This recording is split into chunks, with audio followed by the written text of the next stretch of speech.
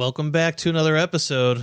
Of course, this episode is brought to you by Draggin Bags. They just dropped some serious heat over on the website. They did.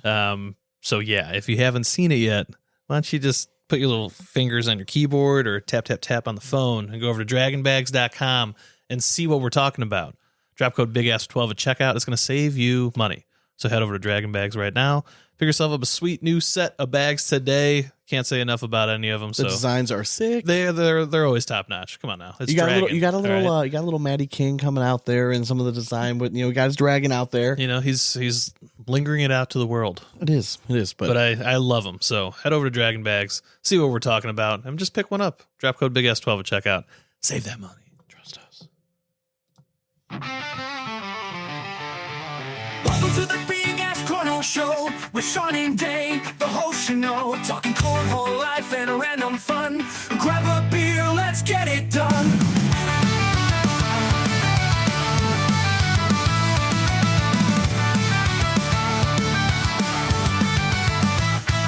From tossing bags to let's wild ride, tune in and join the party, don't you hide. It's the Big Ass Cornhole podcast time with Sean and Dane. It's always prime.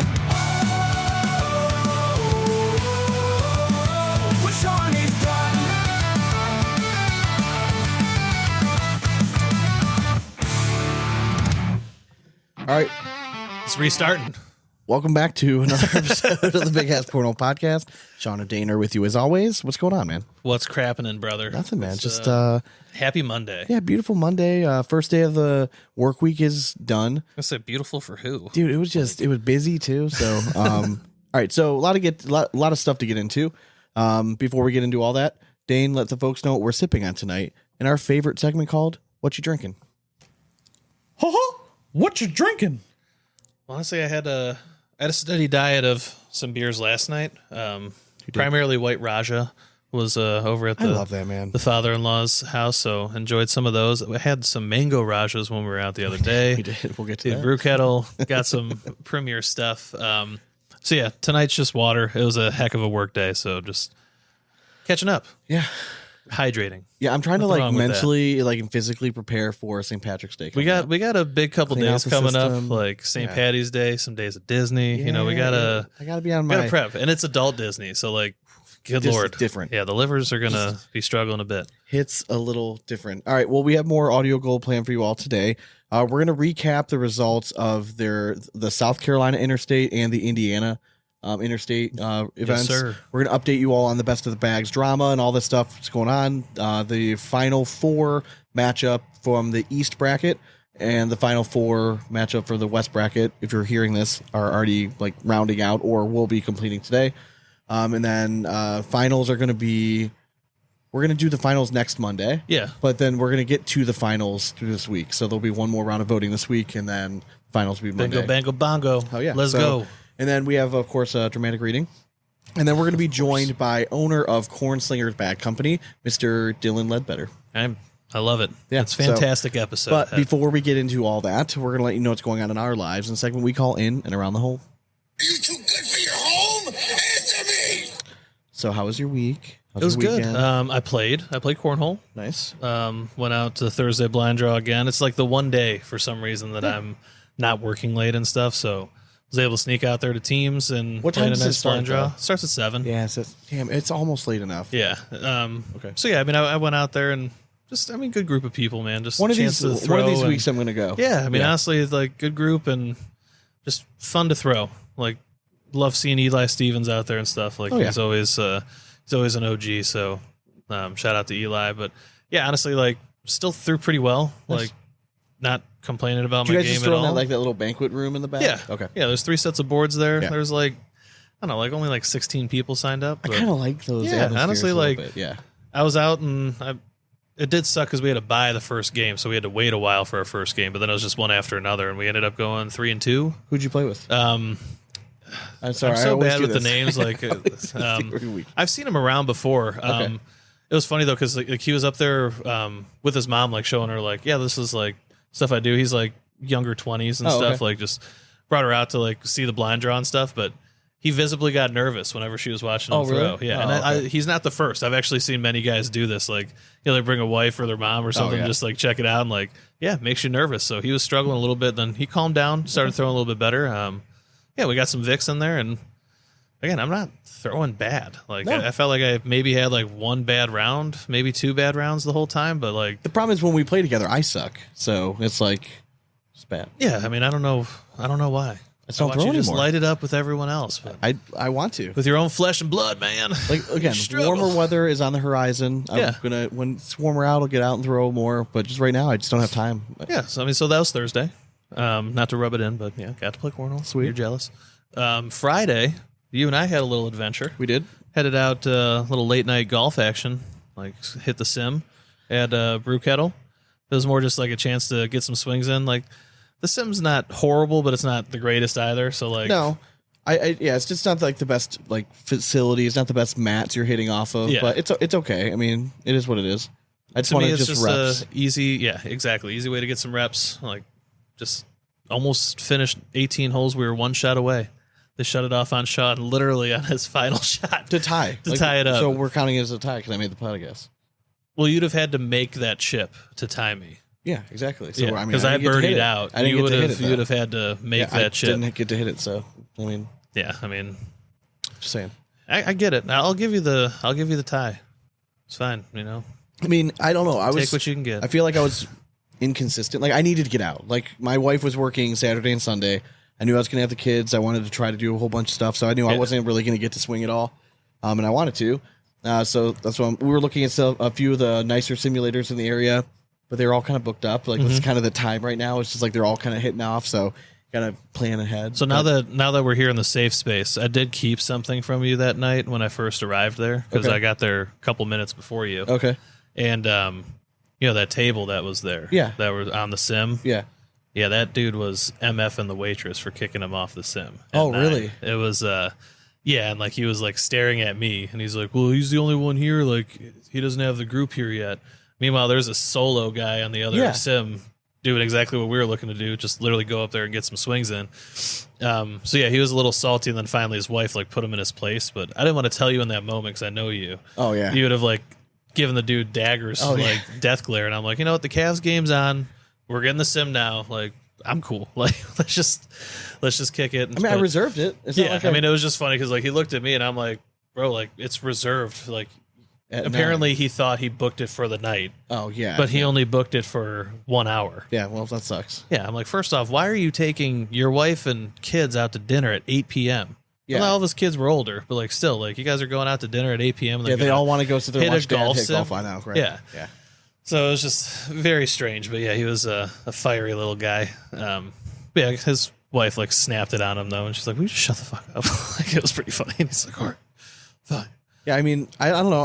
I feel like just still inconsistent, and that's frustrating because there were some holes where my distance was very off that day. Like, I was Yeah. having a really hard time. Like for whatever reason, like I flushed a 9-iron like that day, and like it just fucked me up because like the one shot I hit really well with my 9-iron went like 165, like out of nowhere. And then like the rest of the day, I'm like, I don't know how to gauge my distance now because like I just wasn't finding the sweet spot with a lot of my irons. I felt like at the end, like I was chopping down on the ball. So again, it's just one of those where I didn't end great, but I was chipping pretty well. I think I chipped one in. Yeah, I mean, your problem when you golf is that you remember your last shots. I you do. need to just stop. Yeah. Like, just trust it. Yeah. Trust the process. You've been I golfing think for too how much. long? Exactly. I know it's not just golf though; it's cornhole. It was It's always my everything. kryptonite. Yeah, it you was just always need like if to- I had a bad round, I'm like fuck, and I'm still thinking about it. Instead of just being like, all right, new round, now let's go get them. I'm like, god damn, you fucked that up so bad. Before I know it, I'll like miss my next 2 You bags need off to the right. You need to think of your game as more like, not like if it's a little broken, then it's just ruined and you need to tweak everything. You need to just give it the fonts. Give So a little nudge and then it'll start working again. So I read something and it was it really struck home to me, and it was like one of those like 5 ways to like improve your golf game, like mental side. yeah. I knew it was all bullshit, but the first post like spoke to me so much. It's like if you find yourself like, do you like your self talk? Like if you would be mortified ever, like if someone ever said that to yourself, like other than you, then you should not be doing that. You need to speak to yourself as a friend. And like I sat there and I'm like, if anyone ever spoke to me the way I spoke to him, like we'd be throwing hands for sure. Like I am so mean to myself. Like when I make a mistake, and I'm like, so I'm gonna try to make an effort for this year to be nicer to myself if I make a mistake. Please do, because honestly, you outwardly project your inner voice pretty often when you golf. And yes, the shit you say is just so degrading. Yeah. I'm like, and it's weird because like I'm very opposite for everybody else. Like I'm trying to I'm very rah for everybody else. Yeah. Like I'm trying to pick you up. Like, and it's like I don't try to let it affect my like mood towards everyone else, but like internally, like I do think about it too much. So I'm just like, well, if I try to go the opposite, like let's just try to be really nice to yourself, be a little bit more positive in your self-talk, and let's just see like if it gets worse, I can always go berate myself again. Yeah, exactly. Go right back to it. Be like, no, fuck this. I have to be angry at myself. This theory for anything to work. So we're and I'm just trying to. I can already hear your internal monologue being like, "It's okay, man. Like next shot's gonna be better." Than your other side's gonna be like, "No, fuck that shot. Don't listen to him. It's gonna be bad." I think it'll work, but I will abandon ship so fast if I try to be nice to myself the first time. Like I shank something, right? Yeah. Listen, man, it's all right. We all shank shots. Let's go up. You're gonna stroke the next one. If I shank it again. Done. Like I'm just bad. No more being nice to myself. Yeah, I mean, I try to get you out of that shank because like you definitely have like the worst case of it when it comes out. Man, it's so bad. So bad. And like, and it comes out of nowhere. Like I literally went from chipping in every time you're going to do it. I literally went from chipping in to like dead shank on back-to-back chips on a hole. Because you literally go from a nice fluid pendulum, easy motion to clear across your body, and you're like swinging a baseball bat with your wedge. It's like literally it's all upper body and you rotate rather than like, I see it every time, but so frustrating. Anyways, one time I just need to record you and like when you do it. What is the golf like version in cornhole of a shank? Is it like just like you're consistently short of the board?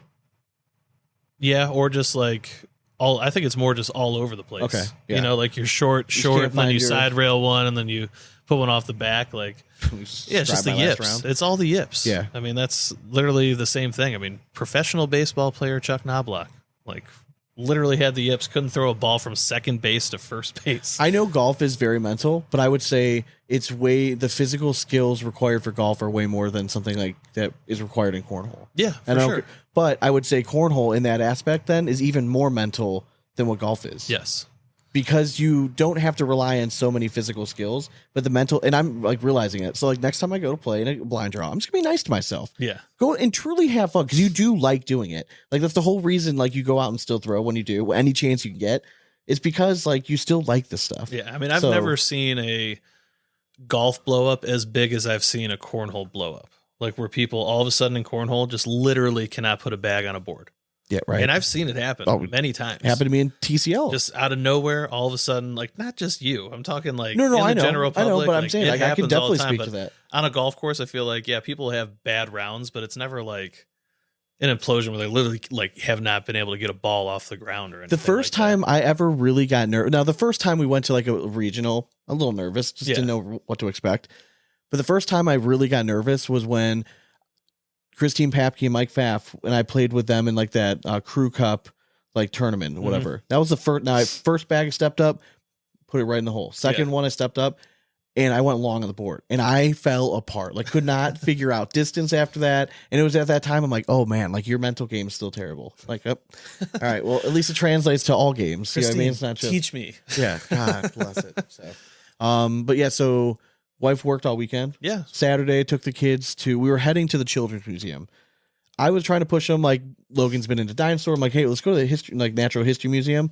Then they're like, let's go to Children's Museum. I'm like, great. Okay. Awesome. All right, whatever. You gotta keep yourself busy, whatever. I'll sit with all the other divorced dads. The problem with that museum is it's children's. Yeah, so like it's going to be crazy mayhem packed. Somehow poor dad got roped into this, and he calls me and he's like, what are you guys doing? I'm like, you don't have. I'm like, I hear it in your voice, but guess what? Like, if I have to suffer through it, I would love some company. Tag team. Yes, correct. So we head to the Children's Museum. We both pull in about the same time. There was zero parking. Not like the best area, not the worst area of Cleveland, but like there's no street parking really because like, it's right over there by like. Wade Oval and stuff, like MLK and stuff. Correct. Yeah, it's just not like you don't want to be leaving your car somewhere. Yeah. And so once we made the loop, there was literally zero parking spots. We're like, all right, let's pivot. We went to the Science Center. Kids had never been there before. Science Center's dope. Yeah, it's fun. And that's what I was trying to tell Dad. I'm like, if nothing else, like it's kind of fun stuff for us to do too. And like your dad's a nerd out giant little kid. bit. Yeah.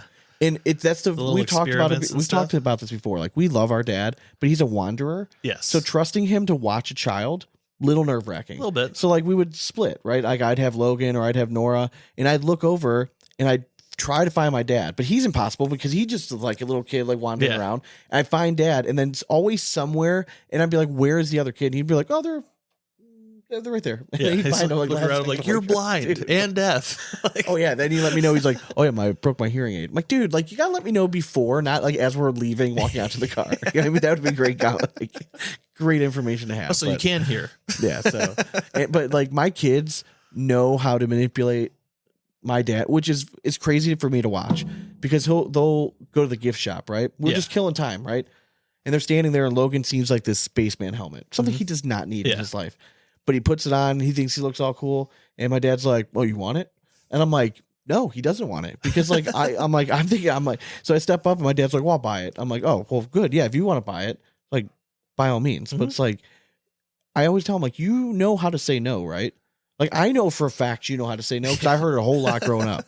You know what I mean? So like, I don't Wasn't know what until all our this- teenage years that your famous phrase was like, "I don't care." Yeah, that was the best. Yeah, when and listen, growing up, we all had like if you were like us, I always had to like felt like I needed to ask permission before I was like gonna go out with my friends. Yeah, for before sure. I was gonna stay at someone's house for the night just to check in. It's mutual respect. If I ever had the option, I was always going to my Yes. dad because my dad would never say no. Yeah. He would always just be like, "Yeah, I don't care." Yeah, then you just tell our mom. His like, "Oh, he's version, over in so-and-so's his house." version of no was just what did your mom say? Yeah, did you ask your mother? Yeah, did you ask your mother?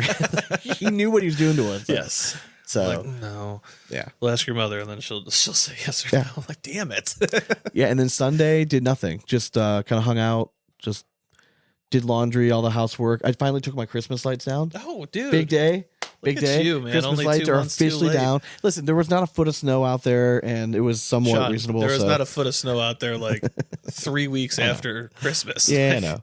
But you gotta like, I don't know, just gotta let that linger a little bit. So You have to let it linger. they weren't still on though, folks. Like they were just hanging on my house. But yeah, put all Look, that away. you're not alone, though. Amy and I like talk about every house when we're driving that still have them on. I know, We're and driving that's around, I'm like, why trust, are I your know. Christmas lights still on? I Like, know. take that shit down. I just felt like mom was gonna have a hard time if I didn't take them down. Like just And my Saturday was just hanging out with some old like friends, like Lance and Tess with their 3 Oh, kids. nice. Okay.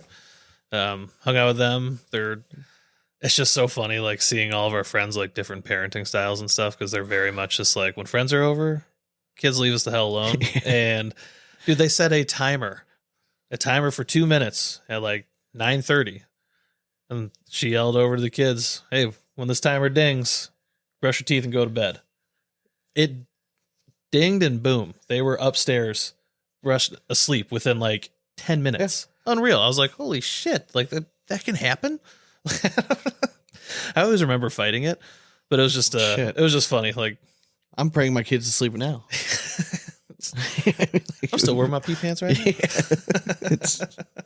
now. It's not fun. Yeah, and then Sunday was father-in-law's birthday over at his house. My mother-in-law made beef Wellington. Ooh. Oh my god, it's so I don't know why I thought you guys had gone out. No, it was at her house. Okay. Originally, we were supposed to go to the yacht club.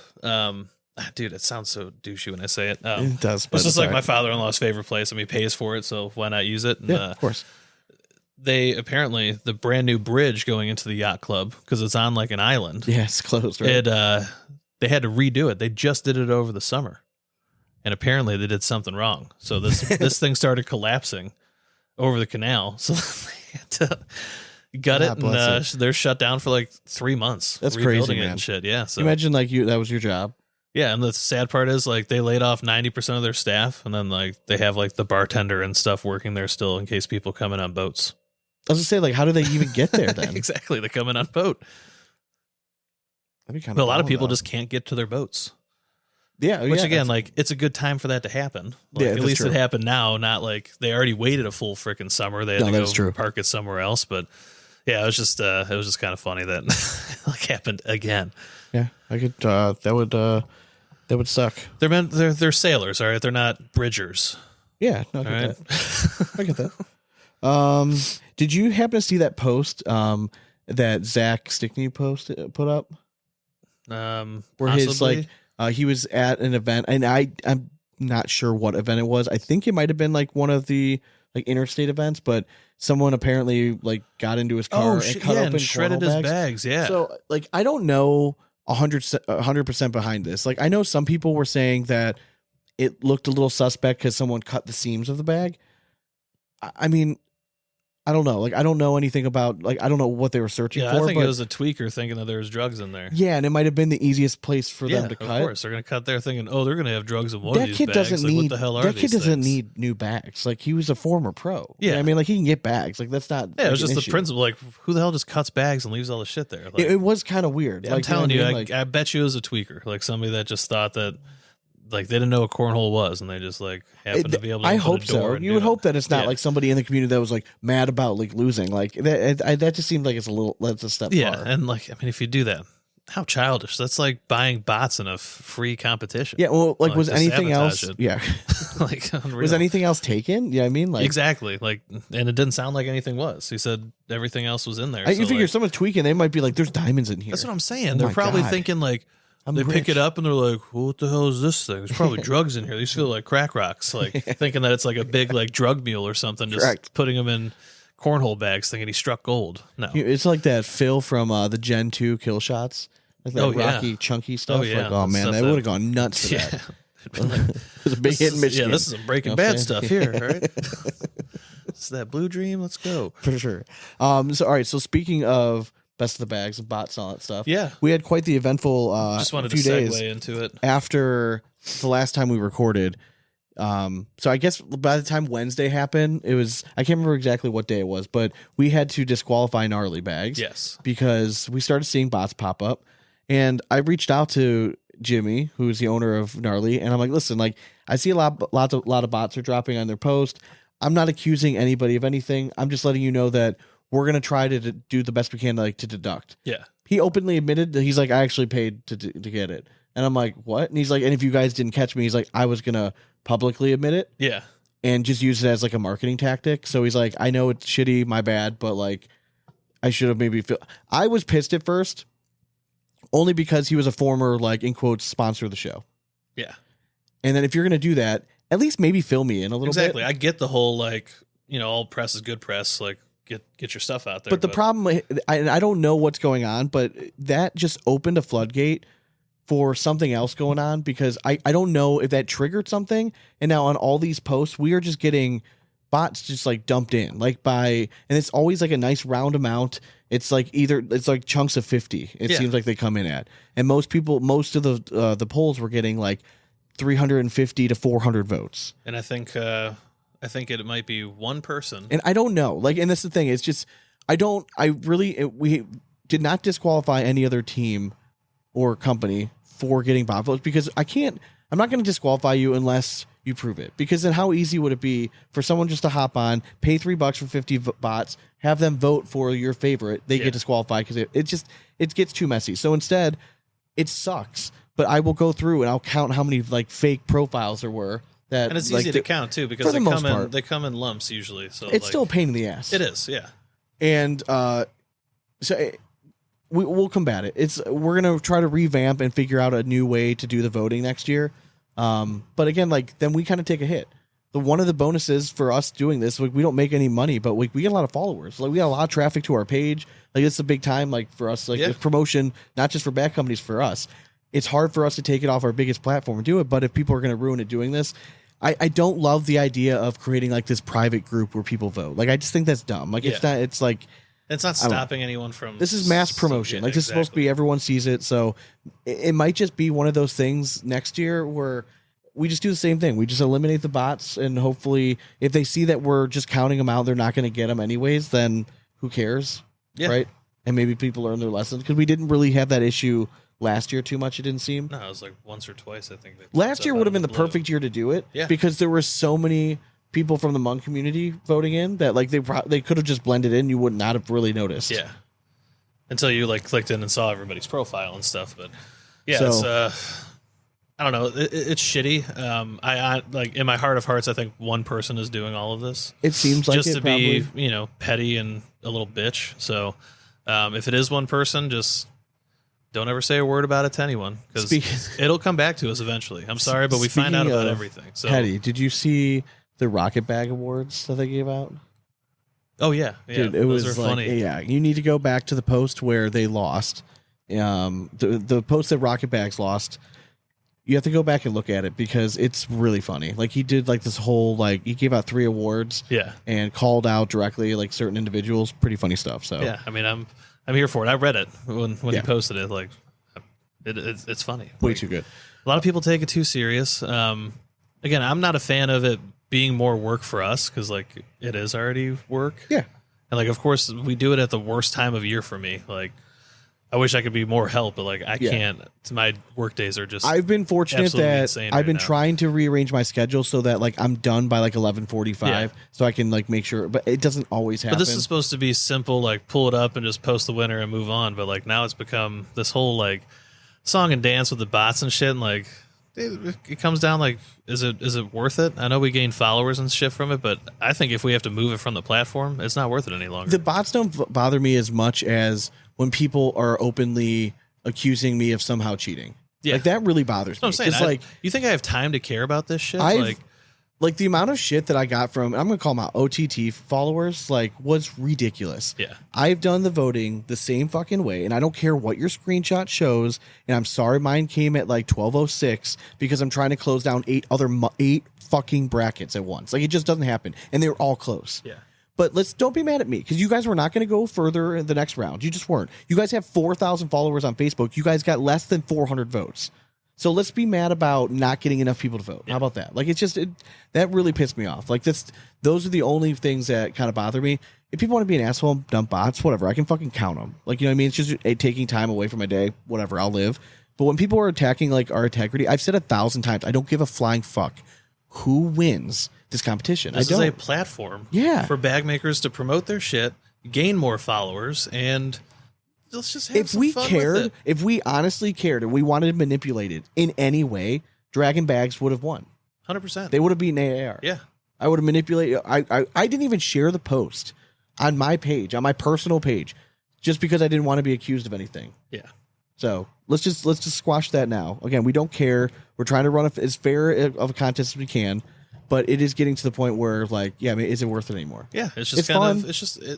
Again, I enjoy for all the hate we get. There's so many other bag companies that thank us for it, and like that's why we do it. And like you guys don't see that stuff behind the scenes. It means the world to us, but like at the same time, some people are coming hard in the paint. Like American Cornhole Association is clearly not taking it seriously because they're promoting the Pro Tour Synergy as like the best bag, and your comment was just fucking amazing. Like, yeah, they deleted it right away. So for the record, the ACA, you guys are little bitches because I had a great comment on there. Oh, speaking of that, deleted it.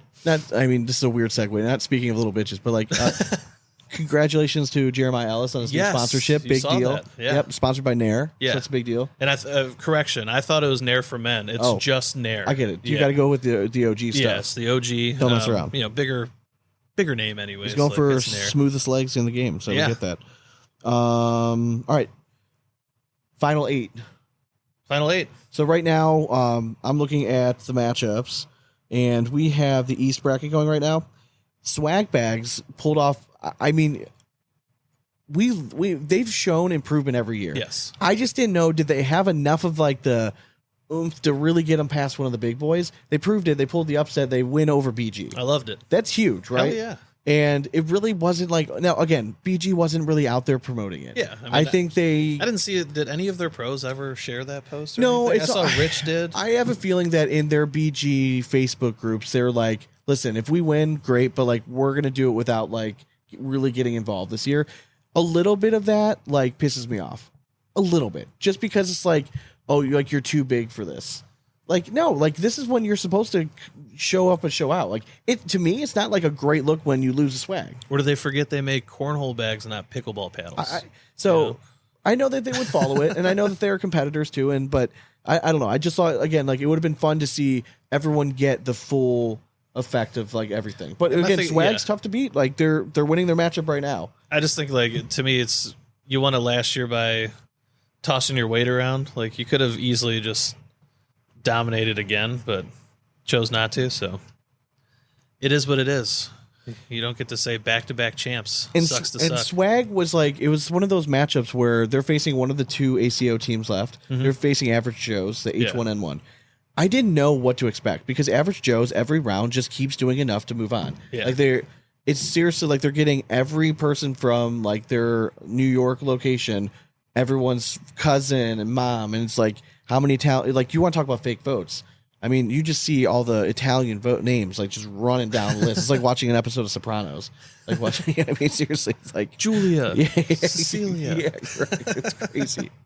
And Maria, and people always want to comment like, oh, they're not even involved in the game. It doesn't matter. Like that's not what this is about. This is about reaching out to people to get them to look at these companies. Like that's what it's about. So exactly. I love it. So congratulations, regardless of the results from this match. We'll close it in what 12 hours ish. Yeah. 14 hours. Yeah, 14 hours. 14 hours we'll close it, but 13 hours and 49 minutes to be exact from when we're recording right now. Swag is up. Actually, they're only up by 60 votes right now, so it's actually closer. And then the other matchup is, I think it's the big one. You have Lucky Bags Pro Sniper going against CBC Ronin. Yeah. CBC seemed like the one from ACO. They've been rallying all the troops. You're going to hear from the owner, Dylan, here in a little bit.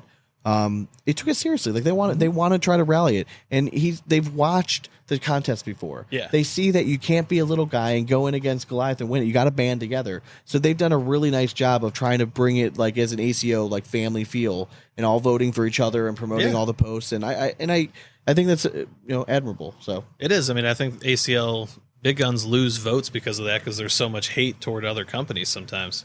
Now, unfortunately, this is it looks like there have been some bots dropped for Lucky Bags of this one, so we'll have to subtract, but it's pretty much neck and neck right now. I mean, even if you go onto your like the Facebook, just the one that everyone can see, is tied at 1.1. I'll tell you right now, it's the difference in what I can see is only 100. So I'm assuming it might be those bot votes. So it's it's neck and neck. We've never said like, what do we do if it happens to be a tie? Fight to the death. I mean, we've never had that happen. It could battle happen, to the death.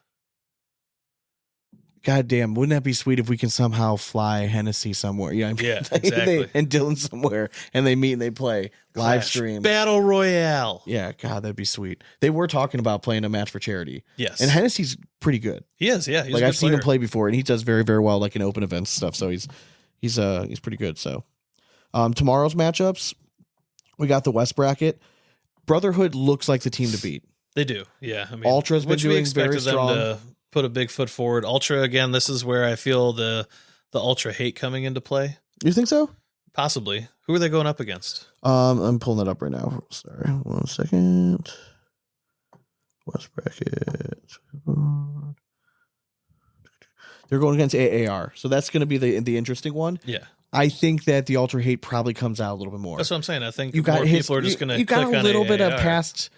They don't like it. Like with Noah Wooten, he's not a huge fan of Ultra. Never has been. I don't know. They're going to need to do more than what they did against Dragon to win. 100%. So and then that matchup was super close. It was within 35 points or 35 votes. So it was pretty ridiculous. Yeah, it was a good one. So that one should be pretty close. I wouldn't be surprised if AAR won. Yeah. But Brotherhood is going against Cornhole Scenario. It's their deepest run they've ever had. I think that some of their hate is down. The problem is, again, like just not enough people have thrown their bags, and there are enough people that just don't like them. It's going to hurt them this round. Brotherhood is going to roll right through. I don't think anyone on this side of the bracket is going to touch them. Yeah. And then who do we think is the biggest competition for Brotherhood? I mean... It might be CBC. I think it's got to be a whole organization going up against the whole organization. Do we want that in the finals? Yeah, why not? Like, yeah, right. It would be good. Yeah, I don't give a shit. Because guess what? If ACO wins, then I'm going to hang that bag on ACL for the entire year. Just be like, yeah, but your bags weren't good enough to win best of the bags. It's weird. Are your pros good enough to beat the ACO pros? Yeah, I mean, because if you really look at it, like if CBC gets past Lucky Bags, and this is not taking a shot at Swag, but then, like, does the ACL all band together? Like, you do all the ACL honks band together and get behind Swag. So that's the interesting thing. Are they going to all try to come together as a unit to just vote ACL over ACO? I think Brotherhood wins it only overall, only because they've consistently had the votes every round. Yes. And they haven't had to throw like everything out. And there. in that final they're round, coming in. You know, you got to hit bigger numbers. You got to hit at least 800 or 900 votes just to be in the ballpark with them, and that's pretty quick. Mm-hmm. I think that Brotherhood could see like close to 2,000 votes in the finals if they really push it. And I would love to see that. I know Brent he wants to win this. Yes, you know what I mean. sure. Like this kind of stuff. Like he wants to like. Listen, it shows a trend of like who's the hot bag on the market right now. You know what I mean? And like Brotherhood's definitely riding that right now, so it should be pretty interesting. He's got them youths. All right, so let's move over to we have there's 2 interstate tournaments that I wanted to recap. We had South Carolina, we had Indiana, some big names at both of them. So if we start off in South Carolina, it is just absolutely crazy that Jackson Gore is just this on fire. I mean, it just seems like in every tournament you see in singles, he is in the top 3 and everything. And he sits there and takes us down over a stacked field. For sure. South Carolina, it was again, Interstate's like a mini open, pretty much. That's open, but Jackson Gore, you have Derek Holland taking second, Jeremiah Stewart third.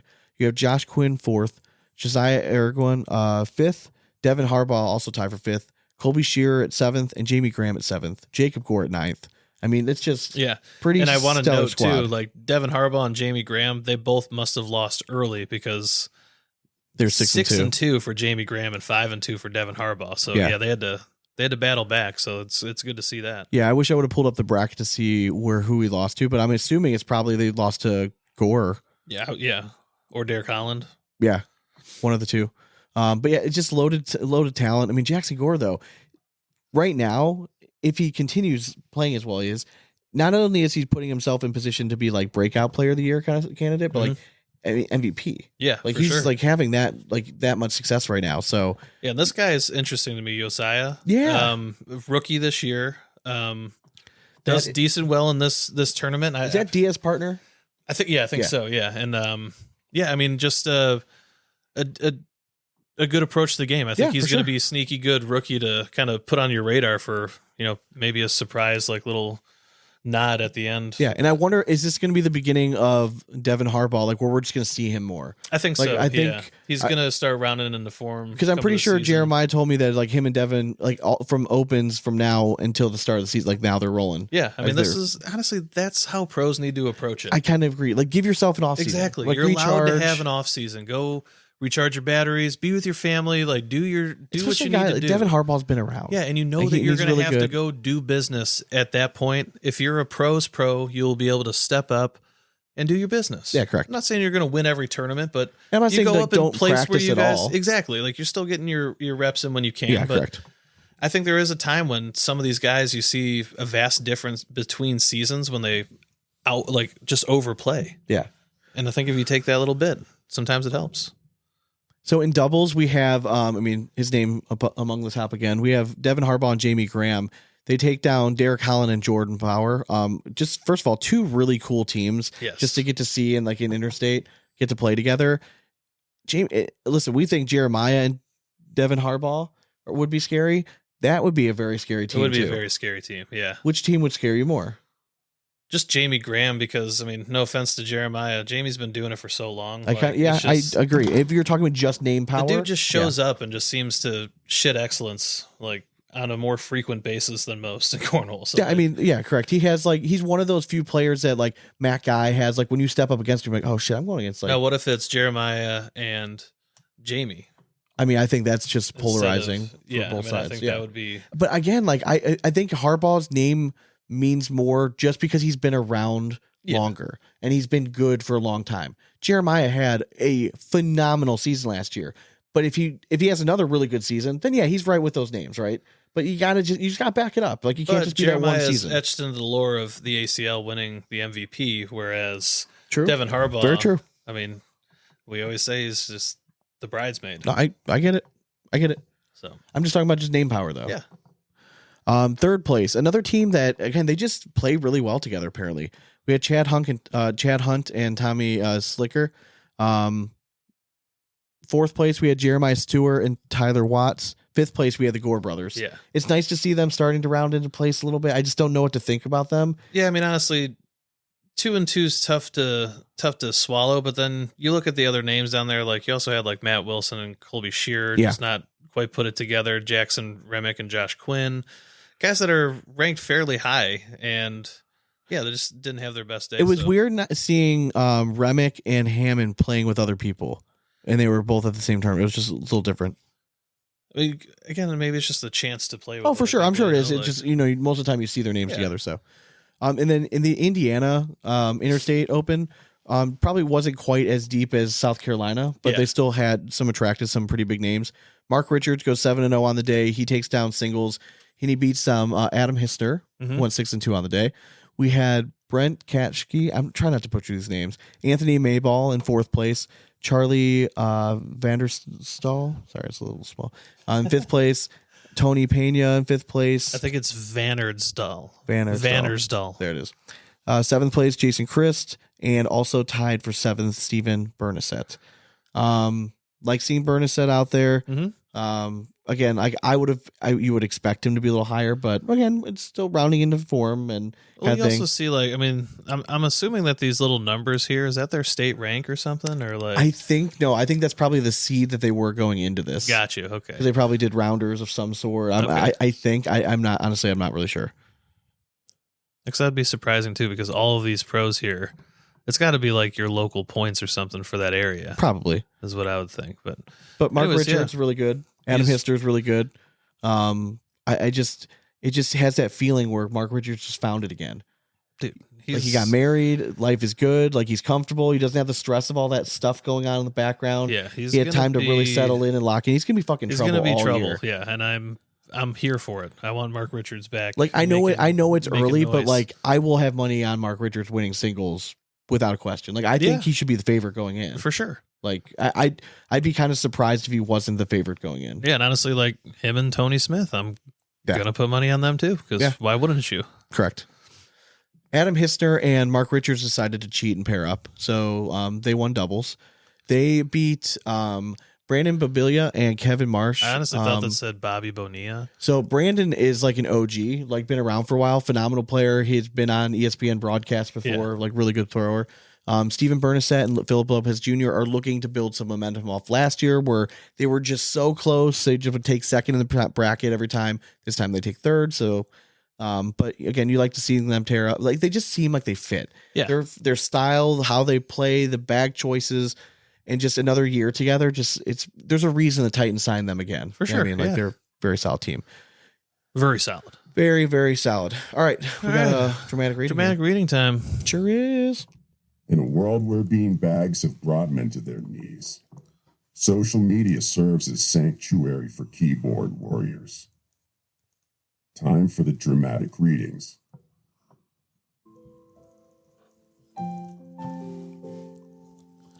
Addicted to cornhole. We got it. Yeah. Okay. Do you want this? Mario Calabresi III.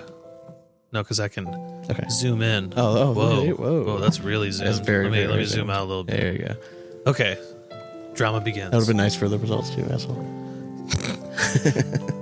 So I drunkenly joined a 6-week cornhole league the other day at a bar. They just sent the rules, and apparently they only play with the boards 22 feet apart and up to 18. Which I don't understand that, but would you guys even play in this league? Would you throw from 27 feet or 22 feet like everyone else? I feel like it'll affect my throw. It was only $30 for the 6-week league, but I kind of feel like not even going.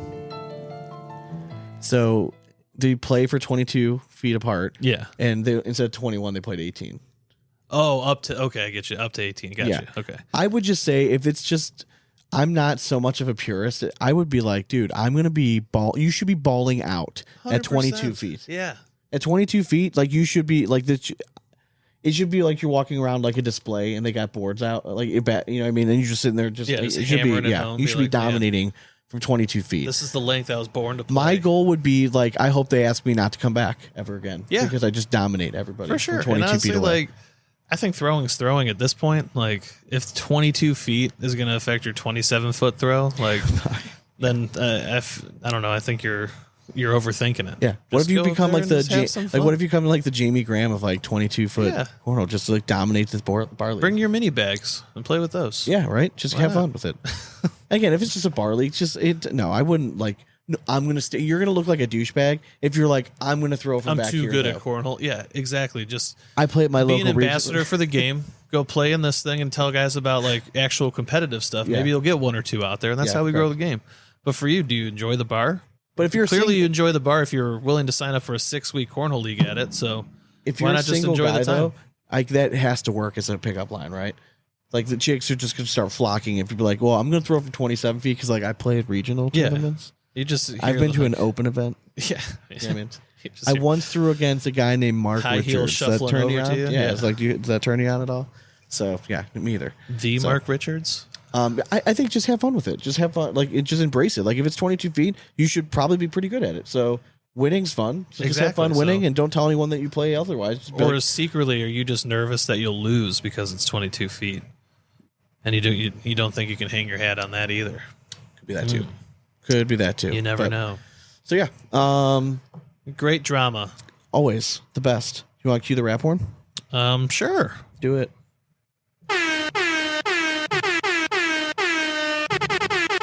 I know it brings you joy in your heart to do that. So Yeah. like I just want to like always give you that opportunity. But you can reach us on our social media platforms, all right, like YouTube, you got Instagram, you got TikTok, what am I forgetting? You got X. And X at Big Ass Cornhole. And the last one is Facebook over at Big Ass Cornhole Podcast. Thanks again to Draggin Bags. Y'all Thanks, are man. awesome. Sweet new designs out there. Just head over to dragginbags.com and pick yourself up a set. Drop We didn't even code talk about the live BIGASS12. read that our sweet design drop. That's true. Our design is out there too, but I didn't want to overtake it because there are so many good designs. But yes, there is a bag with some sweet designs for us as well. So if you want a Big Ass Cornhole podcast bag, grab it from there. And I know some people were like, "Oh, you guys dropped the bag in the middle of the contest." Like, in all fairness, we had decided when we were going to do the release before Months we knew before we when were- this yeah. contest was going to be doing. So, like, it just happened to fall on the day of. So, the stars. And we also aligned. had plans of, like, we talked about running this thing in like a week and a half time, like Yeah. doing the whole bracket like really quick, and we ended up prolonging it a little bit. Drawing the drama out. Why But not? I know the black and the teal bags were released. The second design is also going to be released coming up. So just be on the lookout. I For love that black and teal design. Yeah. And I can't say enough about the new Charlies guys. Love them. You got to break them in. Yeah, They're full when you get them. got to work them in. But You again, got to like, break them in. just give them a shot. Like Yes. seriously, like once they're broken in, they're a great bag. I'm starting to really fall in love with them. So For sure. check them out. If you're looking to support the show, you can do so by going to patreon.com/bigasscornhole. And for the price of a beer a month, you can help us keep doing what we're doing. We post bonus content, any insider info we get. We do monthly happy hours, all that kind of stuff. If you're ever looking to get a hold of us, Patreon's always a sure thing. I check that thing like every hour. So, Hell yeah. but hope you guys enjoyed the episode. We're going to be joined by Dylan Ledbetter. He is the owner of CBC. They're making the run. He's been rallying the troops in the best of the bags. And I knew nothing about the guy. Yeah, it's just So- different to hear like an ACO company. Yeah, on. I mean, yeah. it's not our first ACO company by any means, but like, I love to hear how everything's going over there. And It's always fun to hear their find take on exactly. things. We haven't had a new bag maker, like in quotes, bag maker on like the show in a while. So it's nice to like hear like how you got their start. And It's also refreshing to hear that he's like seemingly somewhat successful in it too. Yeah, as for like sure. a newer guy to the game. yeah, So it gives you hope. And like, and again, if you're somebody like us that's only been to like ACL and a few other events, but you haven't yet tried ACO, he does a good job of like selling it. You know what I mean? Of like Yeah. what like with the differences in the atmosphere and stuff like that. So yeah, we had some fun and hope you guys enjoy the interview. Yeah, hell yeah. Hell yeah. Hell All right. yeah. So we'll be back next week. Enjoy the interview, and as always, we hope you throw it straight. And it's nothing but 4 baggers from here on out. Cornhole it. Later. All right, welcome back to the Big Ass Cornhole Podcast. We're now joined by Mr. Dylan Ledbetter. What's going on, man? What's up, Sean and Dane? Glad to meet you guys, man. I mean, representing CPC out here, best of the bags. It's going crazy. I mean, crazier than I ever thought it would. But I'm glad we're getting to talk. Thank you guys for having me on, and this is a blessing. And I hope that our communities can help each other out. For sure, man. You course. got the very rustic background. He's got the nice brick background. I We like just it. like You know, anything that we get, we just throw back here Yeah. and just not give a shit. Like, Yeah. just I was gonna say you it's know. like a man cave, like college dorm background. Yeah. Dude, that's You know? exactly the And, feel I'm going for. So It's like mentally, like I still Yeah. identify with that age, I and think. like I mean we can get like a little wild here, Oh, and shit. like if we want like a little strobe action here, like Oh wow! Yeah, we can get stuff yeah. going. Like, Slowly upgrade. I mean, you know what I mean? So thank you, Patreon. yeah, Yeah, heyo. Patreon, yeah. Yeah, so you guys, like, I honestly, before we started doing Best of the Bags, I think I had seen like something like with CBC before, but like I never really looked into it. Just again, like there's not a lot of ACO in our area. And then when we had Mike on, and one of the reasons we wanted to have Mike on is because he reviews everything now. We kind of stepped away from doing the bag reviews, and then he started talking about what one of the most popular bags was in the ACO right now, and your company came up, and that's kind of when we started the whole discussion. Like, can an ACO company even like come close to winning it? Yes, Big Daddy won a few years ago. Yeah, this is not what that was. Still infant cornhole stuff. Well, he also wasn't in ACO at the time. Yeah, and we didn't have the reach we have now. Yeah, exactly. You know what I mean? So, like we were still relatively new. Second year we'd ever done it. Yeah. You know what I mean? Like people were like finally maybe like not annoyed. You know what I mean? By us. I mean, they're still annoyed, Sean. But to be honest. So how, just talk to me. Like, how did you first get involved in cornhole? Like, where did CBC come from? Like, how long you guys been around for? Yeah, sure. So getting into cornhole, actually, funny story. I was in the military in 2020, and we were in Korea playing, beer league softball. And for some reason, beer league softball starts as softball, and then you're drinking beers. Next thing you know, you're back at somewhere throwing cornhole. And that's kind of, we were all playing, joking around on the boards that you fold out. You hit the middle of it, that bag's bouncing like a foot in the air, right? Yeah. But we start getting kind of competitive, and like we're drawing out brackets and doing, grab somebody off who's next. Some like a beer pong type situation. How cornhole started. And then that dude makes some boards at a wood shop over there in Korea. And then like we find it on ESPN. We see something on ESPN. So ACL, obviously. And we're like, these guys got legit bags. Like, what are these? So like I'm like, dude, I'm going to pay $50 for a set. Like I'm biting it like, dude, $50 for a set of bags. This is crazy. I can get 8 for $25, you know, but so I get Reynolds Pro Advantages, like off the rip and local, whatever the suede bottom ones were, they're like a 2.7. It was the Mamba. Mamba, that's right. Yeah. That is right. Yep. And that was our first bag. Those are OGs. Yeah. I feel like that's everybody's OGs. You're like, I want stick and slick, right? Like I need something that sticks. I need that. And that's like how everybody thinks they need to play cornhole. So we start with that, and then next thing you know, like we've got game changers coming in there, and we start a whole league, and we're playing blind draws and like running it on some little generator app, And then I get back to the States, and I'm in Clarksville, Tennessee, and I didn't know this is like the Bible Belt of cornhole over here, especially ACO cornhole. Look it up. You just look up a cornhole group, find these dudes. They're throwing at a bar, get involved, go to a major in February of 2021. And then I'm playing. I'm off and running, and I'm competitive. I've been an athlete my whole life. So when I was getting smoked, I'm sure you guys feel the same way. It's like I either need to quit or I need to get better. Like there's no or start a podcast, or you talk about it. I mean, I'm there now, right? Like I'm almost like transgressed. Correct. Like we're going through the same cycle. Correct. You know what I mean? It's like, all right, I suck. Let me figure out how to get good. And it's like, well, I'm not going to get that good. So let's like sidetrack and branch off into this other version and be influencers of the sport, if you will.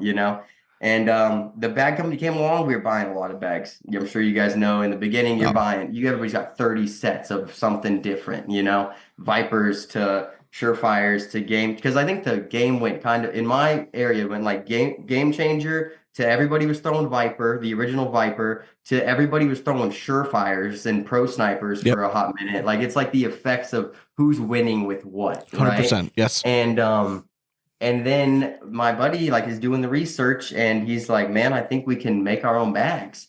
And then at the same time, this is about 2.5 years ago, the ACO is like, hey, we're going to stamp bags in like a season and a half, right? And everybody in the ACO is throwing ACL stuff and ACO stuff, but mainly ACL stuff, because that's what was popular, And so we start making them, and we got our LLC in October 2022. That would have been 2022. So that's when we started, and off to the races it was. Started with like non-stamped stuff, like we're gonna do non-stamped and ACO stamp, because you're seeing the success of like 724 was doing it like really, really well. And then there was no business for the non-stamped, and the ACO stamps everything, and it's like we're gonna get into this thing, and there we are. It's cool. I mean, and there's a lot of bag companies in the ACO. Yes. Like, I didn't realize like how many until we started like sitting there like trying to pull all these teams together. Yeah, but there's like just as many as in the ACL. I think there's more. Like there might be more. Like it's pretty. It's quite the list. Pretty crazy. So in your area, primarily ACO stuff. Oh yeah. We're playing so regional. So there's two versions of points in the ACO. There's your regional level points and your major level points. That's it. Top 8 regional scores go in for your pro status for points, and top 4 major scores go in for your pro status for points. So that's how people are chasing points. You can play as many as you want. There's no divisions, right? Anybody can play against the pros, stuff like that, which has been a topic of conversation, like changing it to tier play, like at your regionals. It's not really working out. At the majors, you play in a pool situation, right? The top 12 from each pool of 32-man bracket get into the main bracket. I'm a fan of it because anybody can have a good day, and you get to play against the pro. And like, that's a cool experience for me when I started. To make the main bracket was like a big deal. For sure. So that's, absolutely. Yeah. And so, but right here, like, you could play 5 regionals in a week within an hour of me. Okay. Yeah. Damn. So it's saturated, oversaturated too. So it's like there's weird stuff going on. But I like that aspect of there's only 2-point systems. I don't like the competitive novice because the sandbagging thing has obviously been an issue, and now the money thing is an issue. I don't know. Like I said, I've only played 3 ACL regionals in my life, never been to an open. So it's on the list. Okay. Yeah, I mean, it doesn't like competitive cornhole is still the same. You know what I mean? Yeah. Like it just depends on It hasn't what level you want to changed. attain. But like the whole money gripe has been a thing since we started. We started hearing that right off the rip. It's same across all the platforms apparently too. I mean, I would argue if you're not at the pro level, like it doesn't matter which league you play in. Yeah, exactly. It really doesn't. shouldn't. Like everyone's kind of even keel playing field now. I definitely feel that way. Correct.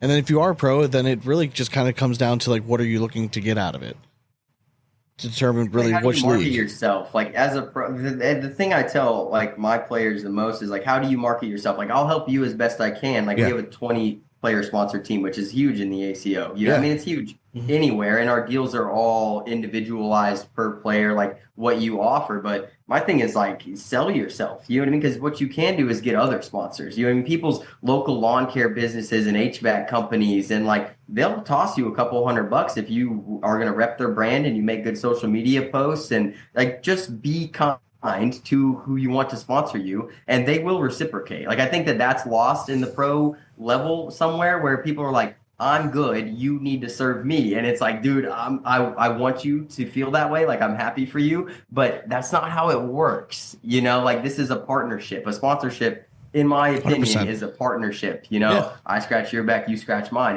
It seems easy, but sometimes not so much. I think there's a lot of guys too that are afraid of hearing no, which to me, like, what's wrong with that? Then just move on to the next. Like, you can hear 100 no's. All you need is one yes, and then you're good. Like, yeah, and that's the thing with the ACO. You talked about like all the big bad like all the companies.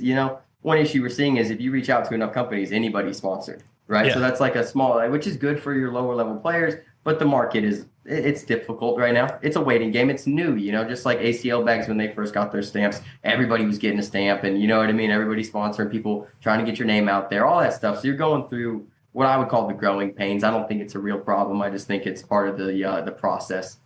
Yeah. And I think that one of the arguments is people always say like there's too many bad companies.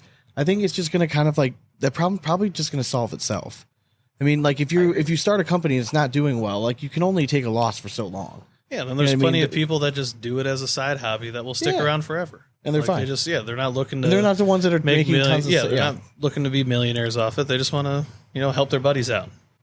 Make some bags. Yeah, absolutely. But what you guys are doing has been great for the ACO companies. And I mean, you guys saw from the start last year or in the previous years, besides Big Daddy winning, when I would say bags were just kind of, versatile. They're all over the place. I mean, they're throwing them all over. Big Daddy, great people. I know Doug and Tiffany. I mean, they're great. Love those people. Love people who've thrown their bags from the start. But we've seen in the past, everybody was individualized in this competition, and you always saw the same names were making it to the same points. You'd have, like you guys talk about, the one or twosies that come along and surprise you and get a following. But for the most part, nobody was like banding together, and like that's what me and my partner, Bill Lorman, talked about, one of my business partners. And we were like, dude, the only way that we can go far, or anybody can even make a name for themselves, or because the ACO, like you guys said, you don't know anything about it or the companies or anything. It's like, well, how do we accomplish that? It's like, be together. Show them like the ACO vibe is we're a family, right? The ACO family. That's what the ACO markets, that this is a family environment, right? So how do we show the entire cornhole community that. And I feel like we've done it in the last couple of weeks. Like if anybody's proved that this is a family, that we're supporting each other, literally we are competitors. The bag companies as competitors are now supporting each other in this competition. And I think it's working fantastically. To be honest. For 100%. And you guys are definitely loud and proud, and which is good. I mean, I think you needed it to be. If you look behind the scenes and you look at the voting, there's at times during this competition, my favorite thing is pettiness, because you'll see rival bag companies. They're like, if they win in 2 rounds, we win in 2. I'm gonna have to play them, so I'm just gonna go ahead and vote against them now. Yeah. Just get buried. If that vote's gonna get buried, no one's gonna notice it. Guess what? I noticed that. Sean shit. sees it. Oh, I see that shit. So I mean, we've already kind of like addressed it in the part before, but like the bots thing kind of got out of control, and I don't know really like what else to say about it. It was kind of unfortunate, but whoever did it is a piece of shit. And I do firmly believe it was one person behind it. I don't know. I'm never going to be able to prove who it was. I have my suspicions on who it is, but it is what it is. But like, honestly, when they were ordering it, at least they were nice enough to do nice round numbers for most of the part. You know what I mean? And they were dumping it on both sides. So like, what are we trying to prove? Kind of thing. Like it just didn't. I mean, I just know it sucked for you guys, like having to hand count, because I did it one time right when we got dropped on. I'm like, okay, well let me count and get a timestamp just so like I at least have a record of this. Like I'm a real statistical guy, and it's like I'll be honest about it, And but like you said, it's easy now that you guys are subtracting, because it's kind of taking the power out of the bot vendor's hands, because it's like this is now. It doesn't even matter anymore, right? Like if you want to do it, go ahead, but you're not affecting anything anymore, right? Correct. Like you've taken the power away from them, which is fantastic. Yeah, I just feel bad for like that one actual girl named Padme Shulin who we're just like assuming is a bot and retracting their vote, but we try our best. But like honestly, just one more fair warning to the one person that's doing this. Like you better never speak a word of this to anybody, because we will find out. I always do. We always do. So I'm just throwing it out there. But I mean, it seemed like it kind of went away. Like if there was only one company, I think it was High Roller. They got they did have a dump. It was just very random. Which then made you think like, wait, is now somebody using them for the way they used them in the first place, right? Like you hope not, but at the same time, it's like it was a weird time to drop. Yeah, because those were all like right before the count. And I know everyone was calling to like, hey, they should be kicked out. It's like, well, then we're gonna have nobody fucking left. Yeah, like no one, because then that would be easy. Like, all right, well then. I guess that would be one way we could figure out who won. You know what I mean? Whoever was still like at the end. That's what I was worried about on like our day of the 16 side on the East bracket. I think it was like everybody got botted. Dude, it was like ridiculous. I spent like 3 hours of my day, like of my life, going through. Now, luckily, Facebook, when they assign like how many people you can see at a time, it's 10 on the screen. So you could just get in a habit of like that little flick, catch 1, all right, 2. 3, you know what I mean? Like, so you can rapid fire through that shit, but like, it's not fun. So you're going through every single fucking team, counting up how many they had, write a note down, so you know what I mean, and then double check again to make sure no more. Well, I feel bad because like I'm literally in like my hell week of work these last couple weeks. Like it's my busiest time of year, and I'm just like, I'll randomly open my Facebook up at lunch and I just see like a million comments and all this stuff. I'm like, oh my God. Well, the amount of times we were getting accused of cheating, like, first of all, get a fucking life. Like OTT people, like the guy seems like he's cool enough. They're OG, like they've been in this contest a long time, but they were like attacking me via like comments, like openly accusing us of cheating. First of all, you guys have like 4,000 followers. The fact that how about you guys be mad that you didn't get 400 fucking votes? You weren't going to go past this round anyways. So like, let's just stop.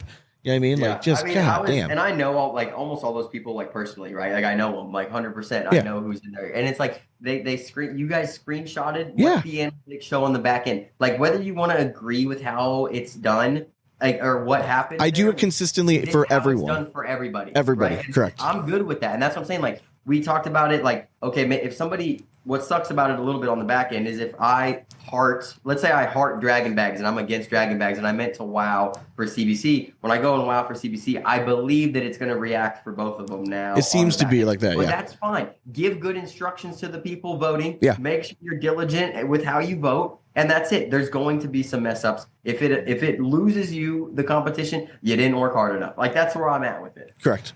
Now, see, I also think that when you click in on it, like it'll say the name for both, like the Heart and the WoW. But when we check like the actual analytics page of it, I think those are not there anymore. They are. You think so? Yeah, because like the more like I look at it, like it does make sense with like how some of the numbers are off, but it doesn't matter. Like it's still the total number of clicks that were done at that time. Yeah. Like, you know what I mean? Like, and to me, that's what it's about. So, and my thing is like, I've always done it this way. This is what I've always done. Like, that's what I screenshot. It's just easier. And how many times is it really within like 3 votes? You know what I mean? Sure. Like, it's so hard. Like, it's just so tough. And again, I don't care who wins. If I wanted anyone, it would be Draggin Bags would have won. You know what I mean? Like if we're being honest, like I even messaged you. Yeah. I'm like, is this against contest rules? If I on my personal page, who am sponsored by Draggin Bags, shares to try to get votes at the last second because they were down by like 30. I'm like, I could probably muster up 50 votes maybe to get people rallied up, but I didn't. And I told you like people will complain, but why not? It's no different than a pro posting it up. Like that's true. Sponsored, it's true, but it's okay. You withheld. Mike seems like he's abstained too. I was trying to get him to get us votes for Nola, against Nola, because that was a war, dude. Nola, I mean, Billy Webb and his group, dude. That was.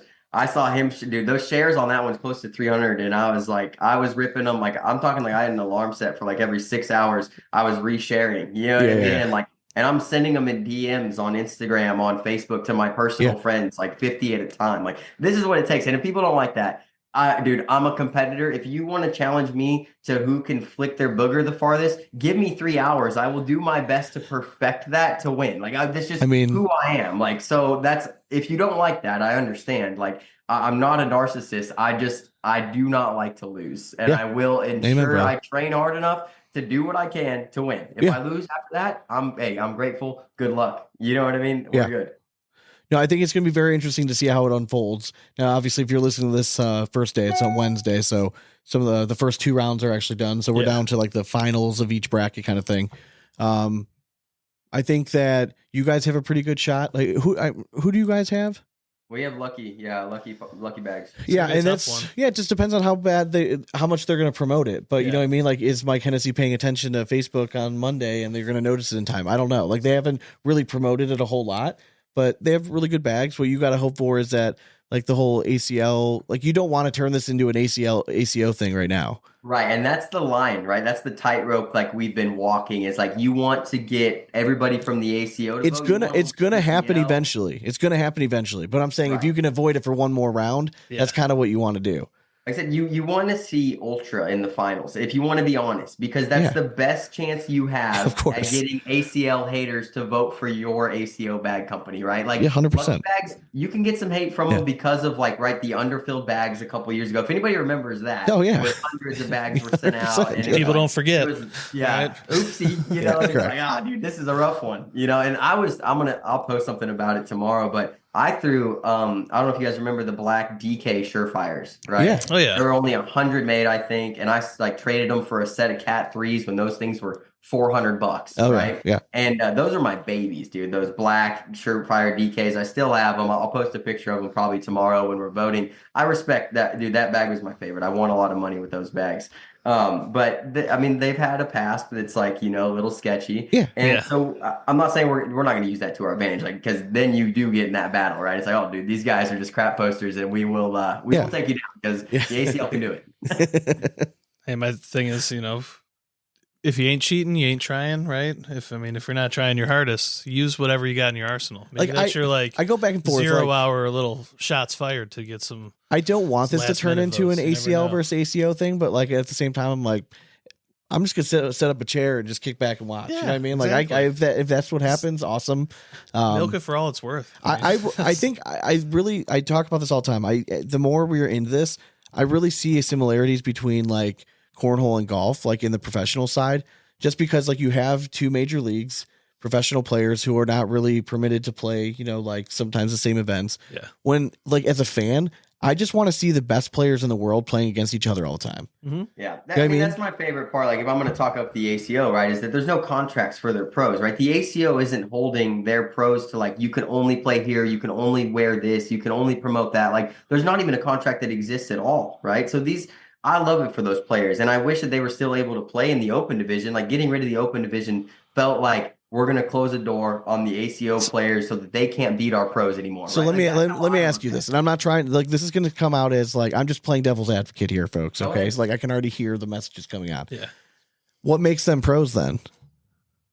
Well, they get ranked on their points, right? Like their points, top 96 in the world based off your world singles points in your regional and major finishes. They get a pro jersey with a pro ranking. They get to play in pro series events in the ACO, which is the skins. If you've seen that, I have. That's fun. Skins are seen awesome. that? Yeah. Sick, dude. Yeah. The skins is sick. I love the format. It's a great format. It makes it Yeah. exciting. You know what I mean? It's not if you're going to change it up at all. I really do like that format.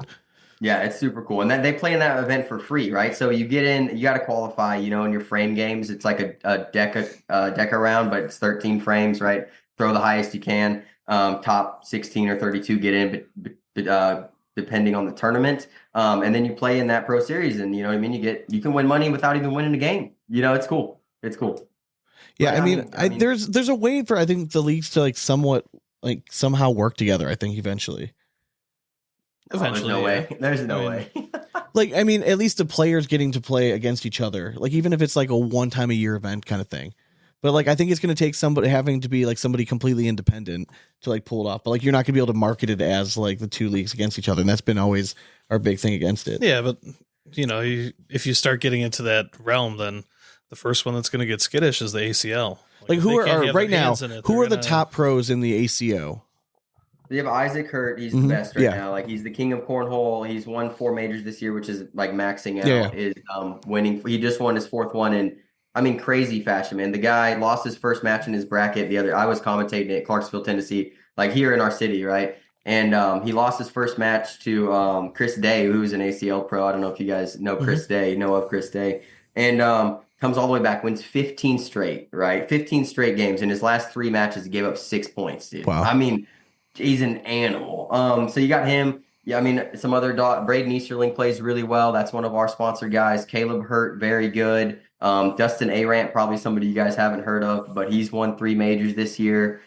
Drew Waking, who plays with Kyle Anderson. That name But okay, so that's part of my issue though. It's like, shouldn't we have heard of these people?